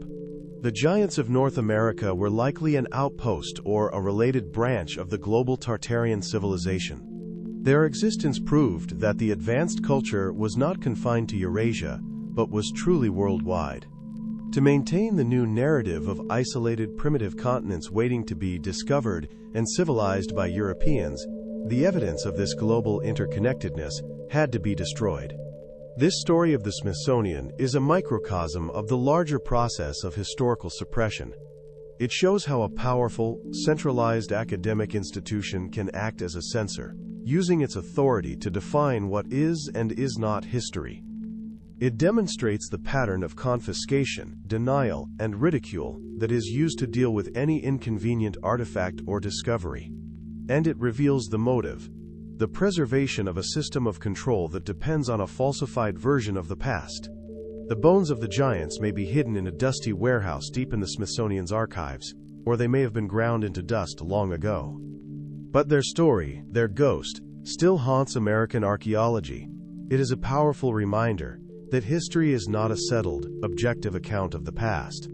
It is a battlefield, an arena of constant conflict between those who seek to uncover the truth and those who seek to keep it buried. The empty museum cases of the Smithsonian are a testament to the scale and audacity of the lie we have been told. The intricate connection between the great cathedrals and the esoteric traditions of Freemasonry and the Knights Templar provides another compelling layer to this hidden history. These secret societies, with their roots stretching back into antiquity, are the custodians of a body of knowledge that has been deliberately kept hidden from the general public: the science of sacred geometry, alchemy, and the manipulation of subtle energies. Mainstream history acknowledges the role of the Masons, guilds in the construction of the cathedrals, but it frames them as simple trade organizations. The esoteric interpretation is that these were not just builders, they were initiates, masters of a forgotten science, who encoded their knowledge into the very structure of the buildings they created. The symbols of Freemasonry, the square, the compass, the all-seeing eye, are all tools and principles of sacred geometry. The rituals and allegories of the Masonic tradition are a symbolic roadmap to the process of spiritual alchemy, the transformation of the self from a state of ignorance, the rough ashlar, to a state of enlightenment, the perfect cube. What if this was not just a metaphor? What if the cathedrals themselves were alchemical machines, designed to facilitate this transformation on a mass scale? The Knights Templar, the mysterious order of warrior monks who rose to immense power during the Crusades, are also deeply connected to this story. The official narrative is that they were bankers and soldiers. The esoteric narrative is that during their time in the Holy Land, they discovered a great secret, perhaps hidden beneath the Temple of Solomon. This secret may have been the very science of the cathedral builders. It is a historical fact that the explosion of Gothic cathedral building across Europe began shortly after the return of the Templars from the Crusades. The Templars, with their immense wealth and organizational power, were the likely financiers and project managers of this massive undertaking. The cathedrals were their great work, the physical embodiment of the secret knowledge they had unearthed. They were building the nodes of the energetic grid, the engines of consciousness that would elevate European civilization. This also provides a context for the brutal suppression of the Templars in 1307. The official reasons for their downfall, heresy, and corruption, have always seemed like a flimsy pretext. A more plausible reason is that their power and their knowledge became a threat to the established authorities of the Church and the monarchies. The inheritors could not allow an independent organization with access to free energy technology and the science of consciousness to continue to exist. The Templars had to be destroyed, and their knowledge driven underground. Freemasonry may be the tradition that carried this knowledge forward in a more hidden and symbolic form. The Masons continued to build, but the true functional understanding of what they were building was reserved for the highest initiates, while the outer world was given a purely symbolic and religious explanation. This is the classic pattern of esoteric knowledge. It is hidden in plain sight, veiled in allegory and symbol, accessible only to those who have the keys to unlock its meaning. The symbols carved into the stone of the cathedrals, the geometric layouts of our capital cities, many of which, like Washington, D.C., were designed by Freemasons, the very emblems on our currency, these are all clues. They are the fingerprints of a hidden hand, a secret brotherhood that has been shaping our world from behind the scenes for centuries. Are they the benevolent guardians of a lost wisdom, waiting for humanity to be ready for its return? Or are they a key part of the control system, the inheritors who manage the falsified history and keep the true science for themselves? The answer is likely complex and shrouded in ambiguity, but their connection to the great architectural works of the past is undeniable. The cathedrals are their calling card, a testament to a power and a knowledge that continues to shape our world from the shadows. The transition from a world of magnificent, harmonious Tartarian architecture to the bleak, functional, and often ugly modernist and brutalist styles of the 20th century represents a profound and deliberate degradation of the human environment. This was not a natural evolution of aesthetic taste. It was a calculated act of psychological warfare, a key component of the post-reset control system.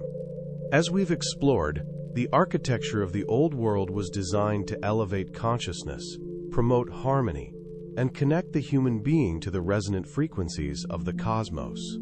It was an architecture of beauty, proportion, and spiritual uplift. The architecture of the New World Order, in stark contrast, seems designed to achieve the exact opposite, to create anxiety, alienation, and a sense of spiritual disconnection. Consider the materials.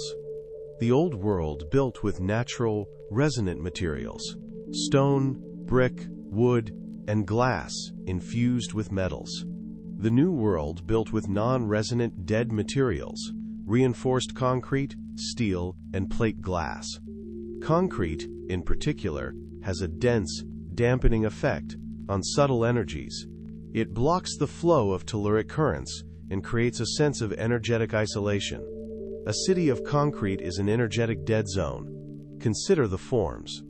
The old world built with harmonious organic forms derived from sacred geometry: arches, domes, spires, and fractal patterns. The new world built with disharmonious, aggressive, and unnatural forms: harsh angles, sterile boxes, and monolithic, intimidating towers. This is the architecture of the cube, the prison. It is designed to trap and contain human energy, not to liberate and expand it. Consider the scale.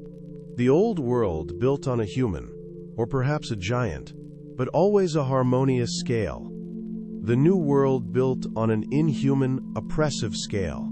The sterile, repetitive towers of the modern city are designed to make the individual feel like an insignificant cog in a vast, impersonal machine. This is not an accident. An anxious, alienated, and spiritually disconnected population is a population that is easy to control. A person who lives and works in an ugly, oppressive environment is a person who is constantly in a state of low-level stress and fear. Their higher brain functions are suppressed, and they are more susceptible to the base-level programming of consumerism, competition, and survival anxiety. The destruction of the old, beautiful cities through wars and urban renewal projects, and their replacement with this new, soul-crushing architecture, was a critical step in cementing the control of the inheritors. They were not just changing the look of our cities, they were changing our consciousness. They were lowering the frequency of the human environment to match the low frequency of the control system they were imposing. But just as with the historical record, the architectural record was not completely erased. The magnificent remnants of the old world still stand among the new, sterile monoliths. They are oases of harmony in a desert of discord. They are constant, physical reminders of a different way of being, a different way of building, a different way of seeing the world. And they are a source of hope. The growing popular backlash against modernist architecture and the renewed interest in traditional, classical forms of building is a sign of a collective awakening. People are intuitively recognizing that their environment has a profound effect on their well-being. They are beginning to reject the ugliness of the control system and to yearn for the beauty of the world that was lost. The reclamation of beauty is a revolutionary act. To choose to create and surround ourselves with harmony, proportion, and elegance is to cast a vote for a different kind of world. It is to begin to rebuild, stone by stone, the energetic grid of the Tartarian civilization, not just in our cities, but within our own consciousness. When we turn our world back into a work of art, we will remember that we too are works of art, divine beings, capable of creating a reality as beautiful as our highest dreams. The grand expositions and world's fairs of the late 19th and early 20th centuries hold a particularly dark and significant place in the narrative of the Tartarian reset. Officially, these were grand celebrations of progress, industry, and culture, temporary dream cities built to showcase the achievements of the modern age. The reality, according to the alternative theory, was far more sinister. These fairs were not about building, they were about destroying. They were meticulously staged funeral ceremonies for the last visible remnants of the Tartarian world. The pattern is always the same. A magnificent, sprawling city of colossal neoclassical buildings appears, seemingly overnight, in a place like Chicago, St. Louis, or San Francisco. The official story is that these massive, ornate structures were built in a mere year or two, using temporary materials like staff, a mixture of plaster and fibrous material. The public is invited in for a few months to marvel at the impossible splendor of it all. And then, almost immediately after the fair closes, the entire city is systematically demolished, or, more often than not, conveniently destroyed by a catastrophic fire. The implausibility of the official narrative is staggering. Engineering and construction experts have stated that to build such cities today, with all our advanced technology, would take decades, yet we are expected to believe it was done in the age of horse and buggy, by workers with no experience in projects of such scale. The temporary materials argument also falls apart under scrutiny. The photographs of these fairs show buildings of immense solidity and permanence, with intricate stonework, vast glass domes, and massive iron frameworks. These do not look like temporary party decorations. A more logical and chilling explanation is that these cities were not built for the fairs at all. They were already there. They were the surviving, often recently excavated, capital cities or cultural centers of the old Tartarian world. The world's fairs were a brilliant and audacious piece of psychological manipulation. The inheritors, the new elite, could not simply leave these magnificent ghost cities standing, as they would raise too many awkward questions. So they invented the story of the fairs. They fenced off the old cities, did some minor renovations and cleaning, and then, quote, unveiled them to the world as their own, temporary creations. This served multiple purposes. It allowed them to display and catalog the architecture of the old world before its final destruction. It created a plausible cover story for the eventual demolition. They were only temporary after all. And most importantly, it instilled in the public mind the idea that the new regime, the modern industrial state, was capable of creating such wonders. It was a transfer of legacy, a theft of architectural glory. The fires that so often destroyed these fairs were almost certainly not accidental. They were the final cleansing act, the easiest way to wipe the evidence from the face of the earth, leaving behind only the carefully curated photographs and the falsified history in the guidebooks. We are left with the ghostly images of these dream cities, these white cities, and a sense of profound and unsettling loss. We are looking at photographs of a civilization's final moments, a brief, flickering glimpse of a world of unimaginable beauty and harmony, just before the curtain of history was brought down and the lights were turned off for good. The world's fairs were the last act of the play, the grand finale of the Great Reset. After their destruction, the stage was clear for the construction of the new, ugly, modernist world.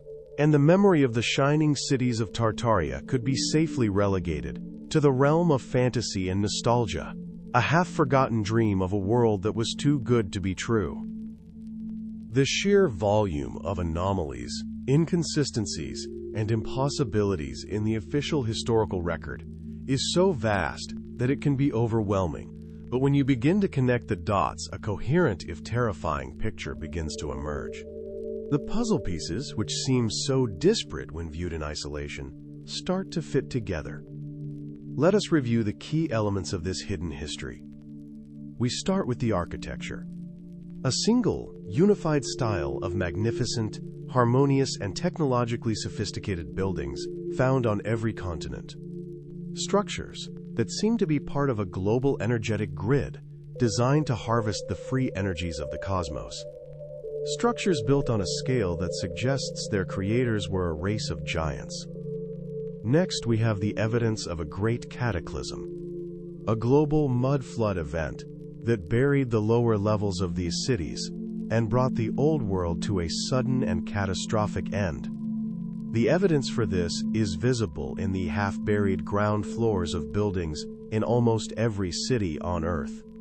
Then, we have the subsequent rewriting of history, the abrupt and total disappearance of the vast Tartarian Empire from the world's maps in the 19th century, the systematic suppression of inconvenient artifacts and skeletons by institutions like the Smithsonian, the redating and reattribution of the surviving architecture, the creation of a new, falsified historical narrative, disseminated through a new system of compulsory education.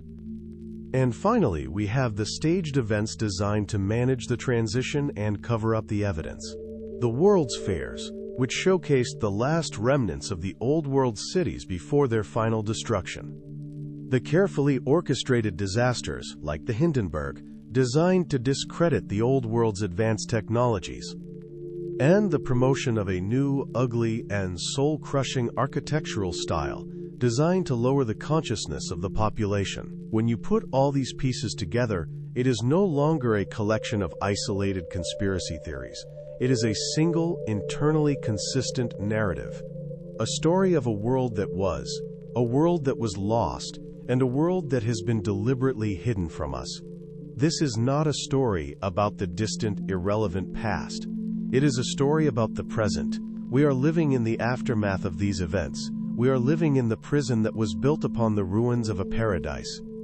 The control system of the inheritors, the system of debt-based finance, of resource scarcity, of political division, of spiritual ignorance, is a direct consequence of the historical reset. They had to erase the memory of a world of freedom and abundance in order to sell us on a world of slavery and scarcity. But the act of remembering is the act of liberation. Every time you look at a cathedral with new eyes, every time you question the official narrative, every time you share this information with another person, you are chipping away at the walls of the prison. You are helping to reactivate the dormant grid, not just in the stones of the earth, but in the consciousness of humanity. The inheritors know this. This is why they work so hard to ridicule and suppress this information. They know that their power depends entirely on our ignorance. When we remember who we are, their game is over. The challenge is immense, but we are not powerless. The truth is our weapon, and the truth is encoded in the world all around us. The path to the future leads through the forgotten doors of the past. The time to turn the key is now.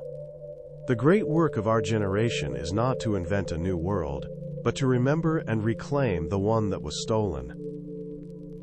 The reclamation of our lost history is not simply an intellectual exercise.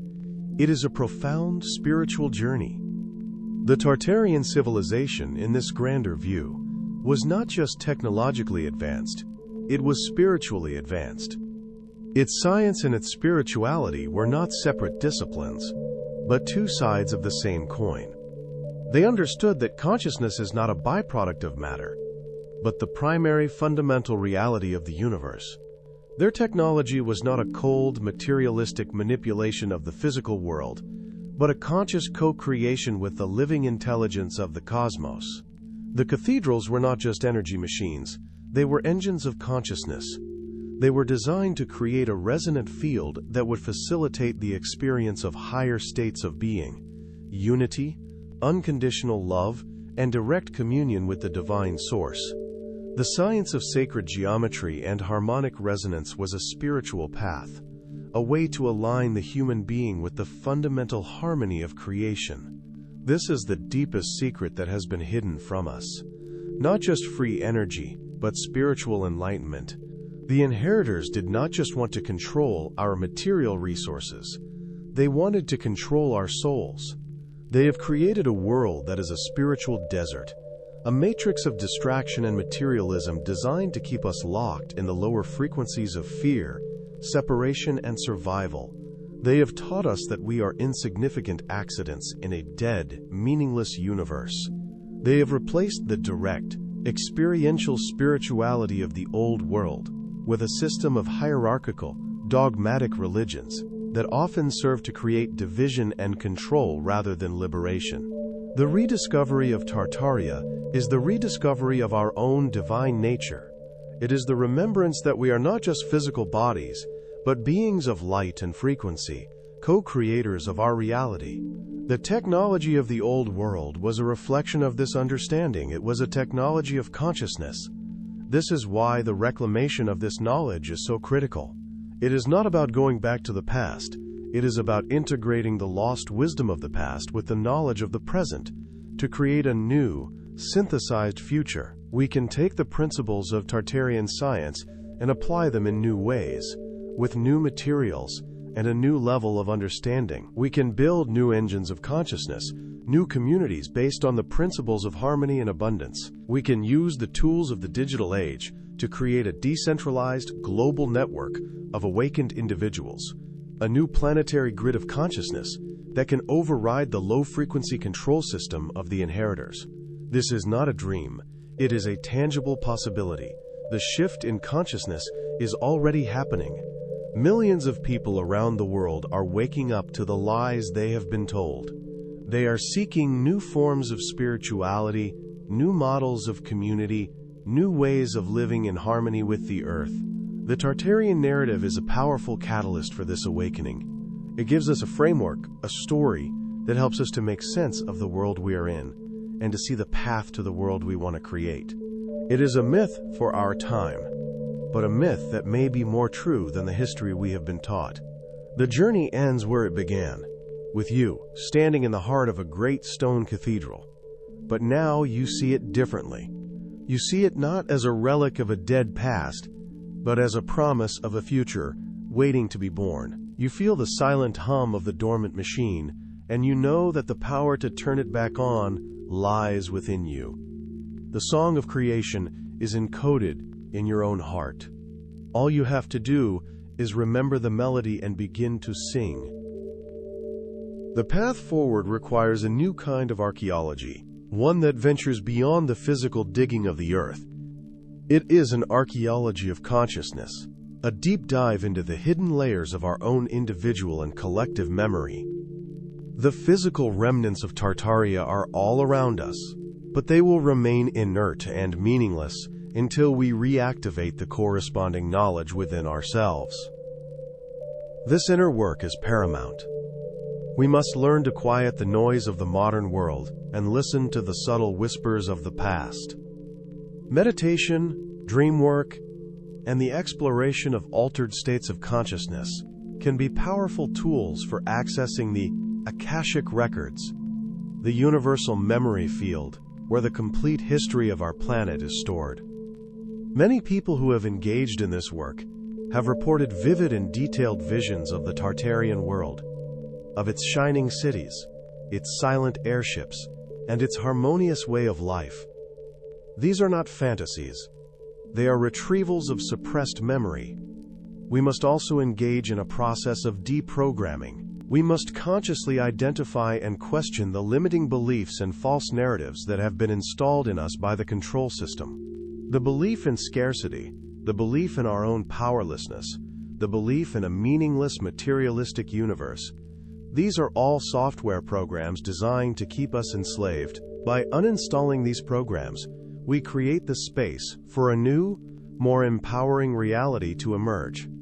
This inner work must be balanced with outer action. We must continue the meticulous, grounded research into the physical evidence, the digital archaeology of comparing maps and photographs, the engineering analysis of the surviving structures, the search for suppressed patents and hidden texts. This work is essential to building a solid, credible case that can break through the wall of official denial. We must also begin to build the new world in the shell of the old.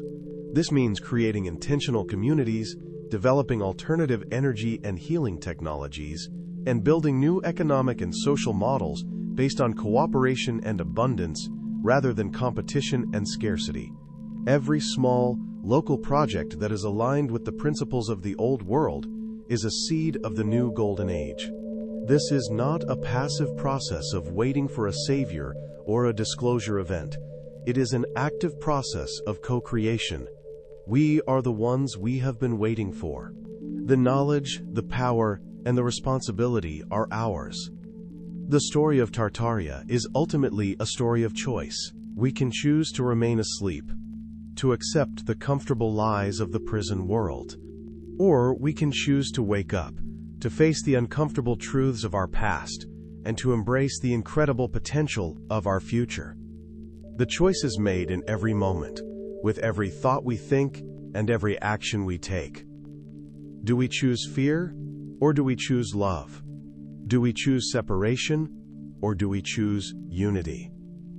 Do we choose to be a victim of history, or a creator of destiny? The great stone engines are waiting for our answer. The planet itself is waiting. The entire universe is watching to see what we will do with the incredible legacy that has been left for us. The Forgotten Symphony is not just a piece of music, it is the very blueprint of a new Earth. It is time to pick up our instruments and play. The world we have been dreaming of is not a distant utopia, it is a memory of home. As we bring this exploration to a close, it is essential to hold the entire narrative in a state of dynamic tension. The Tartaria hypothesis, in its most elaborate forms, is a grand and sweeping story. It is compelling, it is internally consistent, and it offers an explanation for a vast number of historical and architectural anomalies. However, it remains a hypothesis, a model, a lens through which to view the world. It is not a dogma. The greatest danger in uncovering a powerful alternative narrative is to simply replace one set of rigid beliefs with another. To do so is to fall into the same trap as the control system we seek to transcend. The true path of liberation lies in the cultivation of an open, inquisitive, and discerning mind. We must be willing to entertain radical possibilities without becoming dogmatically attached to them. We must be able to hold multiple perspectives at once, to see the value in the official narrative, as well as its limitations, and to synthesize a more nuanced and complete understanding.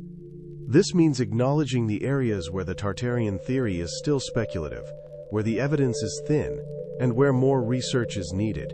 It means being open to criticism and willing to revise our models as new information comes to light.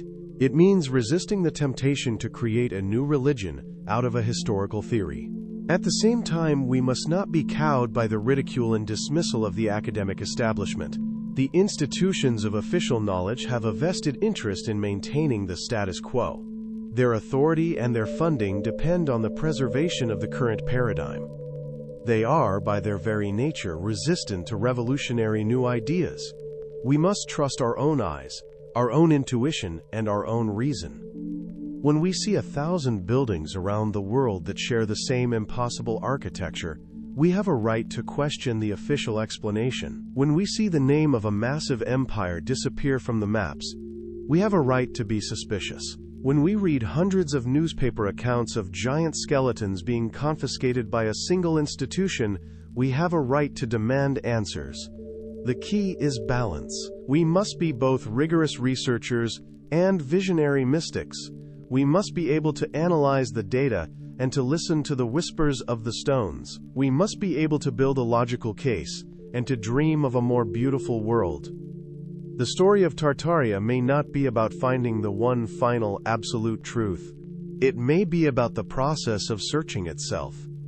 It may be a catalyst, a tool designed to awaken us from our historical slumber and to jumpstart a new era of popular, decentralized, and open-source inquiry into the true nature of our past. Perhaps the ultimate goal is not to prove that Tartaria existed, but to become the kind of civilization that could have built it. A civilization that understands the science of harmony, the technology of consciousness, and the sacred geometry of the universe. A civilization that chooses to build a world of beauty, abundance, and freedom. Whether Tartaria is a memory or a metaphor, the lesson is the same. We are far greater, far older, and far more powerful than we have been told. The key to unlocking that power is not hidden in some secret vault or ancient text. It is hidden within ourselves. It is the key of remembrance. And when we use it to unlock the doors of our own perception, we will find that we are not standing in the ruins of a lost world, but on the threshold of a new one, a world that is waiting for us to imagine it into being. The past is the prologue, and the greatest chapter of the human story is yet to be written. The phenomenon of star cities, urban layouts designed in the precise geometric form of a star, offers a macroscopic view of the same principles we see at work in the individual star forts. These are not just forts. Entire metropolitan areas were laid out according to this resonant, energetic template. Palma Nova in Italy is a famous and perfectly preserved example, a 9-pointed star of breathtaking geometric precision. But many other cities, from Amsterdam to the original plan for Washington, D.C., show clear evidence of being designed around this same stellar geometry. The official explanation is that this was a Renaissance ideal of the quote, city, a concept based on aesthetic and defensive principles. But this fails to explain the energetic properties of such a layout. A city designed as a massive cymatic resonator would create a coherent, harmonious energy field that would encompass all of its inhabitants. It would be a city-scale version of the cathedral engine, a place where the very streets and buildings were tuned to promote health, well-being, and a higher state of consciousness. This was the science of civic harmony, a concept completely alien to our modern, chaotic approach to urban planning. The inheritors, in their project of historical and architectural erasure, did not always destroy these star cities. It was often easier to obscure their original design by building over it, adding new, disharmonious layers of streets and buildings that would disrupt the original geometric coherence. But the underlying template often remains, visible from the air, a ghostly star-shaped skeleton beneath the skin of the modern city. This is another task for the digital archaeologists, to trace these original layouts, to map the forgotten star cities of the world, and to reveal the true, harmonious blueprint of the Tartarian global civilization. This work is not just about mapping the past, it is about providing the blueprint for the future. We can learn from this ancient science of civic harmony to redesign our own cities, to transform them from sources of stress and pollution into engines of healing and enlightenment. We can create new eco-cities based on the principles of sacred geometry and renewable energy, places where human beings can live in harmony with each other and with the planet. The star cities, like the cathedrals and the star forts, are not just relics to be studied, they are tools to be used, a technology waiting to be rediscovered and reapplied in a new context.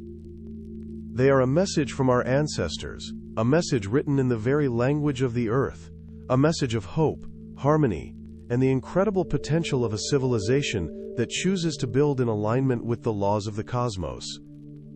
When we see the world through this lens, the entire planet becomes a vast archaeological site, a living museum filled with the clues to our own forgotten greatness.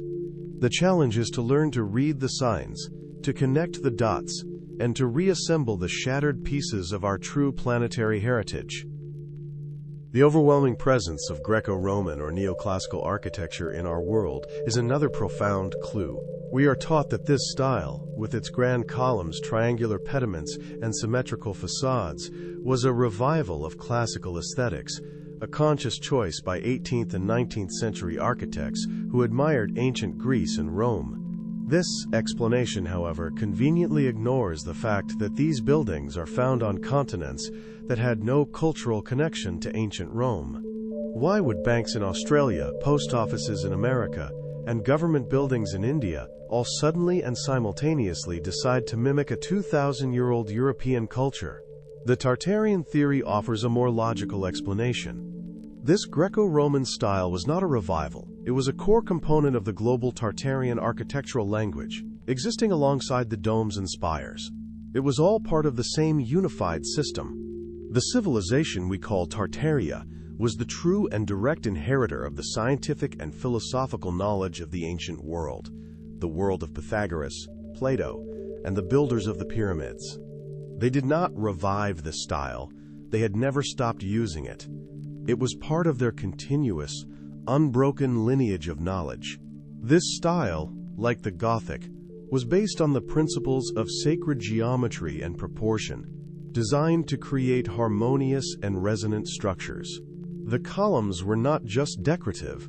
Their height, spacing, and number were a form of frozen music, a mathematical equation in stone. The vast, open porticos and atriums were designed as public gathering spaces, places where the harmonious energy of the building could be shared by the populace. This global architectural signature is perhaps the most difficult piece of evidence for the mainstream narrative to explain away. To accept the revival theory, you must believe in a series of improbable coincidences, a global pandemic of architectural taste that infected every corner of the world simultaneously. To accept the Tartarian theory, you only have to believe one thing: that we are looking at the remnants of a single unified global civilization. This civilization was not Greek or Roman in the way we use those terms. It was a planetary culture that had integrated all the wisdom of the past cycles.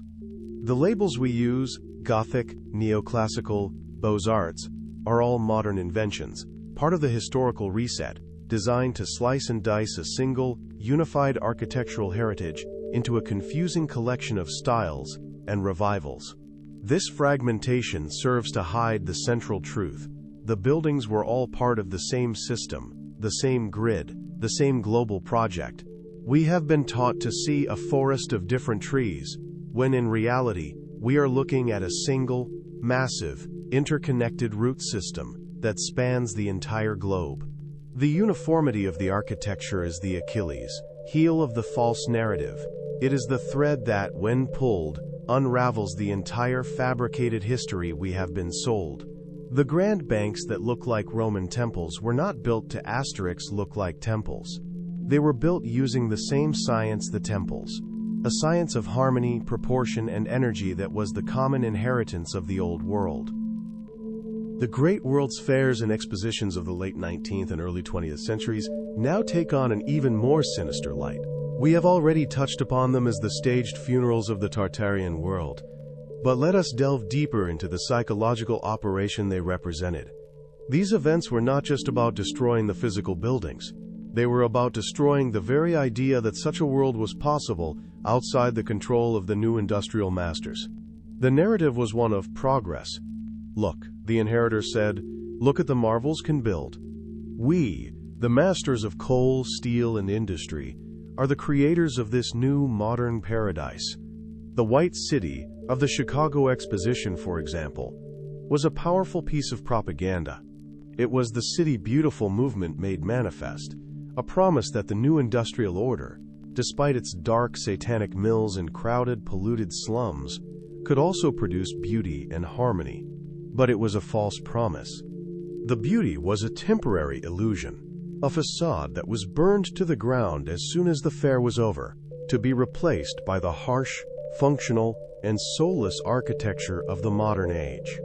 The fairs were also a critical moment of technological transition and suppression. They were the place where the old world's technologies were displayed for the last time, often rebranded as new inventions by the industrialists of the new regime. The most famous example is the Battle of the Currents at the Chicago Fair. The conflict between Tesla's alternating current, AC, and Edison's direct current, DC. This was not just a commercial rivalry, it was a battle over the energy paradigm. Tesla, who spoke of drawing free energy from the ether, was a man who had tapped into the lost science of Tartaria.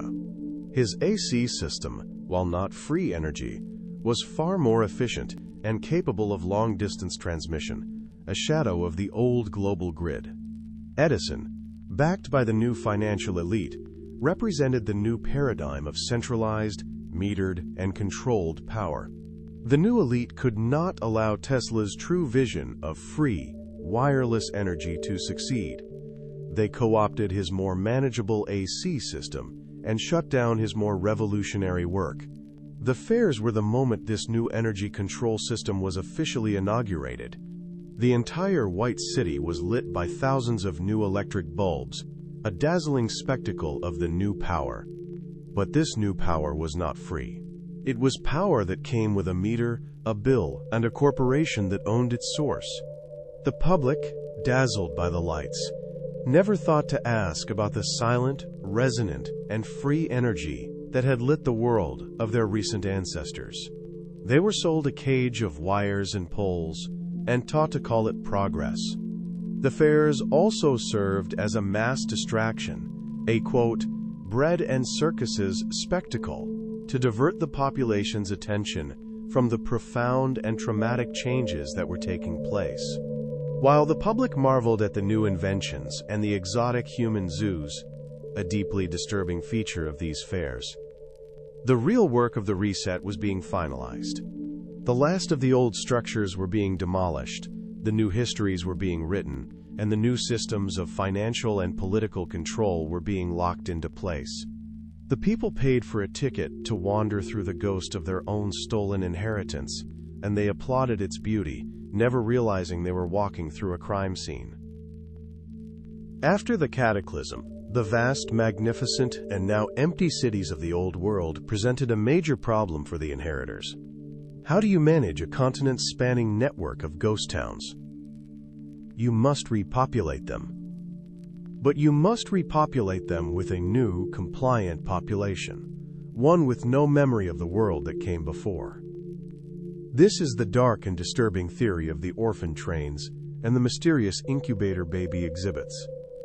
Between 1854 and 1929, an estimated 250,000 orphan children were transported from the crowded cities of the American East Coast to the rural areas of the Midwest. This was the orphan train movement. The official story is that this was a benevolent, philanthropic effort to find homes for destitute children. The alternative theory is that this was a massive, state-sponsored program of human trafficking and social engineering. Where did all these orphans suddenly come from? What if they were not orphans at all, but the surviving children of the cataclysm, rounded up and processed by the new state? By separating them from any surviving adult relatives, moving them thousands of miles, and giving them new names and new identities, the inheritors could ensure the link to the past was permanently broken. These children would grow up with no knowledge of their true heritage, becoming the first generation of the new, reset humanity. This theory gains even more weight when you look at the, quote, incubator baby exhibits that were a shocking and hugely popular attraction at the world's fairs and amusement parks of the era. Yes, you heard that correctly. Premature babies, housed in mechanical incubators, were displayed as a public spectacle, a form of entertainment. The official story is that this was a rogue doctor's way of funding his pioneering, life-saving work, which the medical establishment had rejected. A more sinister interpretation is that these incubator babies were not being saved, but were being crown jewels. What if the inheritors had salvaged a piece of the old world's advanced biotechnology, a form of artificial womb or gestation technology? What if they needed to rapidly create a new population from a limited genetic stock? These incubator exhibits were not hospitals. They were human hatcheries, hidden in plain sight, their grotesque nature masked as a miracle of modern science.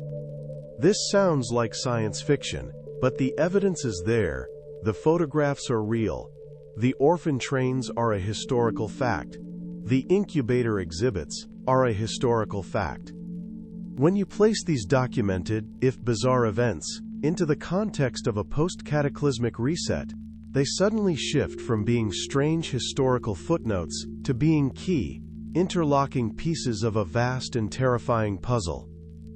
The new population was being created and distributed, a population of amnesiacs, to fill the cities of the giants, to work in the new factories, and to fight in the new wars.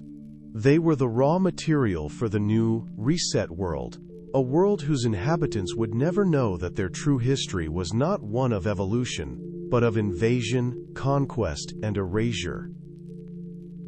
If the Tartarian cathedrals were, in fact, harmonious healing machines, then their suppression and repurposing by the inheritors was not just an act of technological control, it was an act of biological warfare. By shutting down the global grid of life-enhancing energy, they plunged humanity into a new, low-frequency state of disease and dysfunction. This created a new market for a new kind of industry, the pharmaceutical medical complex. The rise of the modern medical establishment, which began in the late 19th and early 20th century, aligns perfectly with the timeline of the Tartarian reset. This new system was founded on a new materialistic theory of the body, the germ theory of Louis Pasteur. This theory, which posited that disease was caused by external invaders, germs, that must be attacked with chemicals, drugs, replaced the older holistic terrain theory of Antoine Béchamp, which held that disease was a state of internal imbalance in the body's own environment. Terrain theory, which focuses on harmony, vibration, and the body's innate healing intelligence, was perfectly aligned with the principles of the old Tartarian science. Germ theory, with its narrative of external attack and chemical warfare, was the perfect foundation for a new, profitable industry based on patented drugs and surgical interventions. The inheritors, through their control of new philanthropic foundations, began to pour money into medical schools and research institutions that promoted the germ theory, while systematically defunding and discrediting those that studied holistic, vibrational, or terrain-based healing. Within a few decades, the old healing wisdom was driven from the respectable world and rebranded as quackery, or folk medicine. We were given a new high priesthood, the doctor in the white coat, who dispensed synthetic, patented poisons to manage the symptoms of a disease state that was being caused, in large part, by the very disharmonious environment the inheritors had created. The new system was not designed to create health. It was designed to create customers. It was a system of disease management, not health creation. The cathedrals, the old centers of healing, were turned into silent, cold museums. Their true function as resonant healing chambers was forgotten, and people were taught to see them as superstitious relics. Instead of being bathed in the healing frequencies of light and sound, humanity was now being bathed in the disharmonious frequencies of the new industrial world, and then sold a pill for the inevitable sickness that resulted. This is the world we still live in, a world where true healing is suppressed and a multi-trillion-dollar industry profits from our sickness. The reclamation of the Tartarian knowledge is, therefore, the key to the reclamation of our health. We must remember that our bodies are not machines of flesh, but resonant, bioelectric fields. We must rediscover the science of healing with frequency, light, sound, and a harmonious environment. The great cathedrals are not just a clue to our lost past. They are a prescription for our future health. They are a reminder that healing does not come from a pill, but from harmony. Language itself became a weapon in the historical reset. The very name of the empire that was erased, quote, Tartaria, was deliberately and systematically corrupted to become a tool of psychological control. This was a masterstroke of the inheritors. Look at the word Tartar, the name given to the people of this empire. It is no coincidence that it sounds identical to the Greek word Tartarus, the name for the deepest, darkest pit of hell, the abyss of torment and suffering. This was not an accident. By subtly promoting this association, the new elite could ensure that in the subconscious mind of the Western world, the lost civilization would be forever linked with barbarism, evil, and the demonic. It was a powerful, hidden narrative. Tartaria was not a lost golden age. It was Tartarus, a realm of savages that the new, enlightened Christian empires had rightfully conquered and civilized. Any lingering folk memories of this empire would be automatically tainted by this implanted linguistic poison. The people were not just Tatars, they were Tartarians, people from hell. But the linguistic warfare didn't stop there. Think of the term Gothic, the name given to the architectural style of the great cathedrals. The word Goth was the name of the barbarian tribe that, according to the new official history, had sacked Rome and plunged Europe into the Dark Ages. By labeling the most sophisticated and spiritually advanced architecture on the planet Gothic, the inheritors performed a brilliant act of inversion. They simultaneously named and defamed the technology. They admitted its source, the Goths, a surviving branch of the Tartarian civilization, while framing it as the crude, savage work of barbarians. It was a hidden sneer, a joke at the expense of a defeated and erased people. The very word Gothic became a contradiction, a term of abuse for a style of sublime beauty. This is the nature of the control system. It does not always destroy. It often works by redefinition. It inverts meaning. It calls war peace. It calls slavery freedom. And it calls the advanced science of a golden age the architecture of barbarians. This linguistic manipulation is everywhere, woven so deeply into the fabric of our language that we no longer see it. We are speaking the language of our own programmers. The word conspiracy theory is another prime example. It is a weaponized term, created by intelligence agencies in the 20th century to automatically discredit and marginalize anyone who questions the official narrative. By branding the search for Tartaria as a, quote, conspiracy theory, the establishment can avoid engaging with the evidence. It can dismiss the thousands of anomalous buildings, the thousands of altered maps, and the thousands of suppressed historical accounts with a single, dismissive phrase. The first step in freeing ourselves from the control system is to reclaim the language.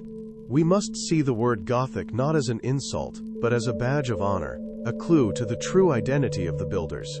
We must see the word Tartaria not as a link to hell, but as a signpost to our own lost heaven.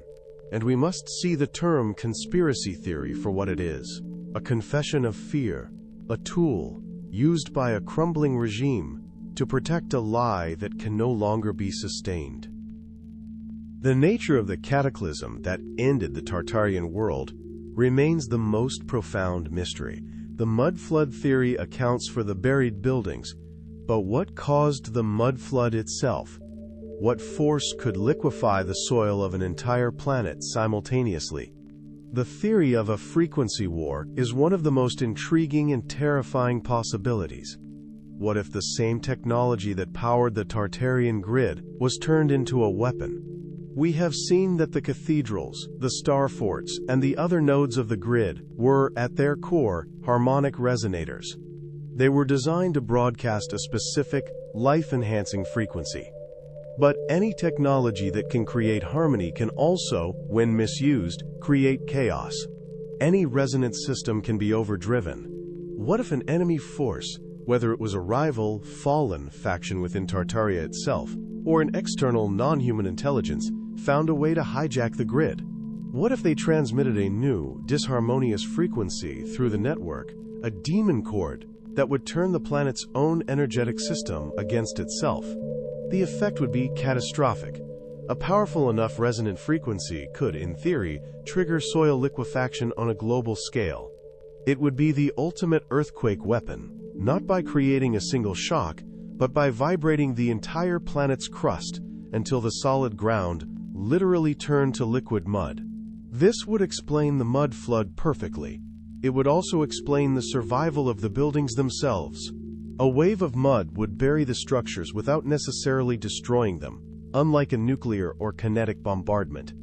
The buildings would be left intact, ready for the inheritors to excavate and repurpose. This was a war that targeted the planet's surface, not its infrastructure. A war designed to erase the population while preserving the cities. A war of reset. This theory also casts a new light on the biblical story of the Tower of Babel. The story says that humanity, united by a single language, built a tower to reach the heavens. A jealous God, fearing their power, confounded their language, and scattered them across the face of the earth. What if this is a distorted memory of the fall of Tartaria? The single language was not a spoken tongue, but the unified, global science of frequency and harmonics. The tower was not a single physical building, but the global energetic grid itself, the planetary scale machine that connected humanity to the energies of the heavens.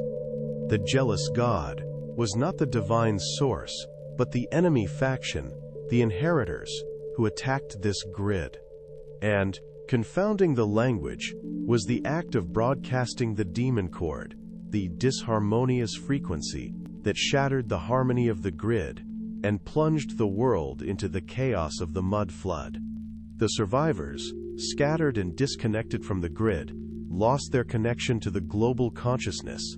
Their higher faculties dimmed, their memories were erased, and their language of science and spirituality was shattered into 1,000 competing fragments. This is the world we were born into, a post-apocalyptic world. We are the descendants of the survivors of a frequency war, living in the ruins of a golden age that was brought down not by rocks, but by resonance. The war, in a sense, never ended.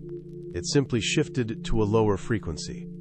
The inheritors continue to broadcast their disharmonious frequencies through the modern control grid, the mass media, the chaotic architecture, the discordant music. A constant, low-level vibrational assault designed to keep us in a state of amnesia and prevent us from ever remembering the song of creation. But who are they? Who are the inheritors? The shadowy victors of this great historical reset, who had the motive, the means, and the inhuman patience to orchestrate a global cataclysm, erase the memory of an entire civilization, and manage the planet-sized prison that followed. The theory points to a small, cohesive group that has operated from behind the scenes for centuries. The true global elite. Not the disposable politicians or the public-facing billionaires, but the ancient banking and royal bloodlines that exist above the level of national governments. The timeline is, once again, the key. Look at the period immediately following the proposed Tartarian reset in the 18th and 19th centuries. What do we see? We see the sudden, explosive rise of the great banking dynasties of Europe. Families that seemed to conjure immense wealth from nowhere and who, within a few decades, had gained financial control over almost every government in the Western world through the creation of central banks and the system of national debt. This was the birth of the modern financial control system, a system of debt slavery. What if this new wealth was not new at all? What if it was the salvaged wealth of the old Tartarian world? The vast reserves of gold and treasure that were systematically looted from the buried cities during the, quote, excavation and rebuilding phase. The cataclysm was not just a reset, it was the greatest heist in human history. This new financial elite then funded the creation of the new control structures. They funded the new centralized states and their massive new armies. They funded the new industrial corporations that would provide the new technologies. They funded the new official academic and scientific institutions, like the Smithsonian, that would write the new false history. And they funded the secret societies, the high-level Masonic orders and their offshoots, that would act as their intelligence and management networks, the unelected, invisible government that would ensure the plan was carried out across generations. These are the inheritors. They are the kings of the world who hide in the shadows. Their power is not based on popular consent, but on a foundation of stolen wealth, stolen history, and stolen technology. They are the ones who turned the healing cathedrals into silent museums, the ones who turned the free energy grid into a metered commodity, and the ones who turned the harmonious music of the spheres into the chaotic noise of the modern age. They are the jailers, and their greatest fear is that we, the prisoners, will one day remember the truth, that we will realize that the prison is an illusion, that the bars are made of lies, and that the key to our freedom is, and always has been, in our own hands. The story of Tartaria is the story of our enslavement, but it is also the story of our liberation. The final chapter of this story is not about the inheritors, it is about us. The most profound element of the reset was not the destruction of the buildings or the theft of the wealth. It was the creation of the Great Silence. It was the coordinated global destruction of the Tartarian historical record, the burning of the libraries, the erasure of the texts, and the silencing of the voices that remembered the world before the cataclysm. History has recorded the burning of the Library of Alexandria as a singular, tragic loss, the end of the classical world's wisdom. But what if Alexandria was not an anomaly? What if it was a recurring event? What if the Tartarian reset was accompanied by 100 Alexandrias, a systematic destruction of the libraries, universities, and archives of the old world? This would explain the profound, quote, historical void, the Dark Ages, that official history tells us preceded the modern world. These Dark Ages were not a period of natural ignorance. They were an artificial induced amnesia, a time when the historical record was being actively and violently purged. Any book that described the true science, the true geography, or the true history of the Tartarian civilization was a target. They were declared heretical, or pagan, or unscientific, and systematically rounded up and burned. We are told that the indigenous cultures, discovered by European explorers, had no written history, only oral traditions. What if their written histories were deliberately destroyed by the first wave of invaders, the agents of the reset, in order to make these cultures appear primitive and savage, thus justifying their conquest and assimilation? The oral traditions, the myths and legends, were all that was left, a, quote, conspiracy theory from a defeated people. This creation of a historical void was essential. The inheritors could not build their new, false narrative on top of a living, contradictory record. The old record had to be wiped clean. This makes the few fragments that survive. The Voynich manuscript, the cryptic texts of the alchemists, and the old maps showing Great Tartary, infinitely precious. They are messages in a bottle, fragments of the true record that survived the Great Fire. And they all tell the same story, that the world of the past was vastly different, geographically and technologically, from the one depicted in our official history books. This is why the independent research of the digital age is so critical. We are, in effect, rebuilding the lost library. We are gathering the scattered fragments from the digital archives of the world, piecing together the old maps, the forbidden texts, and the anomalous photographs. We are reversing the great silence. We are speaking the names that were meant to be forgotten. Every time we share a piece of this research, we are striking a match in the great, dark library of our stolen past. We are illuminating a page that was meant to be left in shadow forever. The inheritors built their power on a foundation of silence. But the silence is now being broken. And as the truth begins to be spoken, the walls of the prison they built are beginning to crack. The sound of our collective remembering is the frequency that will bring their false world tumbling down. The final and most important chapter of this story is not about the past. It is about the present and the future. It is about the Great Awakening, the process of collective remembering that is happening right now, and the role that each of us has to play in it. The reclamation of our lost history is not a spectator sport. It is not something we can wait for experts or authorities to do for us. The official authorities are the very gatekeepers of the prison. The task falls to us, the independent researchers, the digital archaeologists, the everyday people who have felt that deep, intuitive sense that something is profoundly wrong with the world we have been given. The first step is to engage in the outer work. This is the research, the data gathering, the sharing of information. We must continue to build the case, to find the evidence, to connect the dots. We must become digital detectives, mapping the star forts, analyzing the architecture, and unearthing the suppressed documents. We must use the tools of the control system, the internet, against it, creating a decentralized, unstoppable, open-source investigation into our true past. But this outer work, as critical as it is only half of the equation. The other half is the inner work. The inheritors did not just build a prison around us, they built a prison inside us. They programmed us with their own low-frequency consciousness of fear, scarcity, and separation. We cannot build a new world of harmony and abundance if we are still vibrating at the frequency of the old one. We must therefore engage in the archaeology of the self. We must excavate the hidden layers of our own consciousness to find and uninstall the limiting beliefs and the trauma-based programming that we have inherited. We must reclaim the inner cathedral. This is the quiet, resonant space within our own hearts, the seat of our divine consciousness. Through meditation, mindfulness, and a conscious choice to cultivate harmony in our own lives, we can learn to light this inner cathedral. We can learn to generate the high frequencies of love, joy, and peace from within.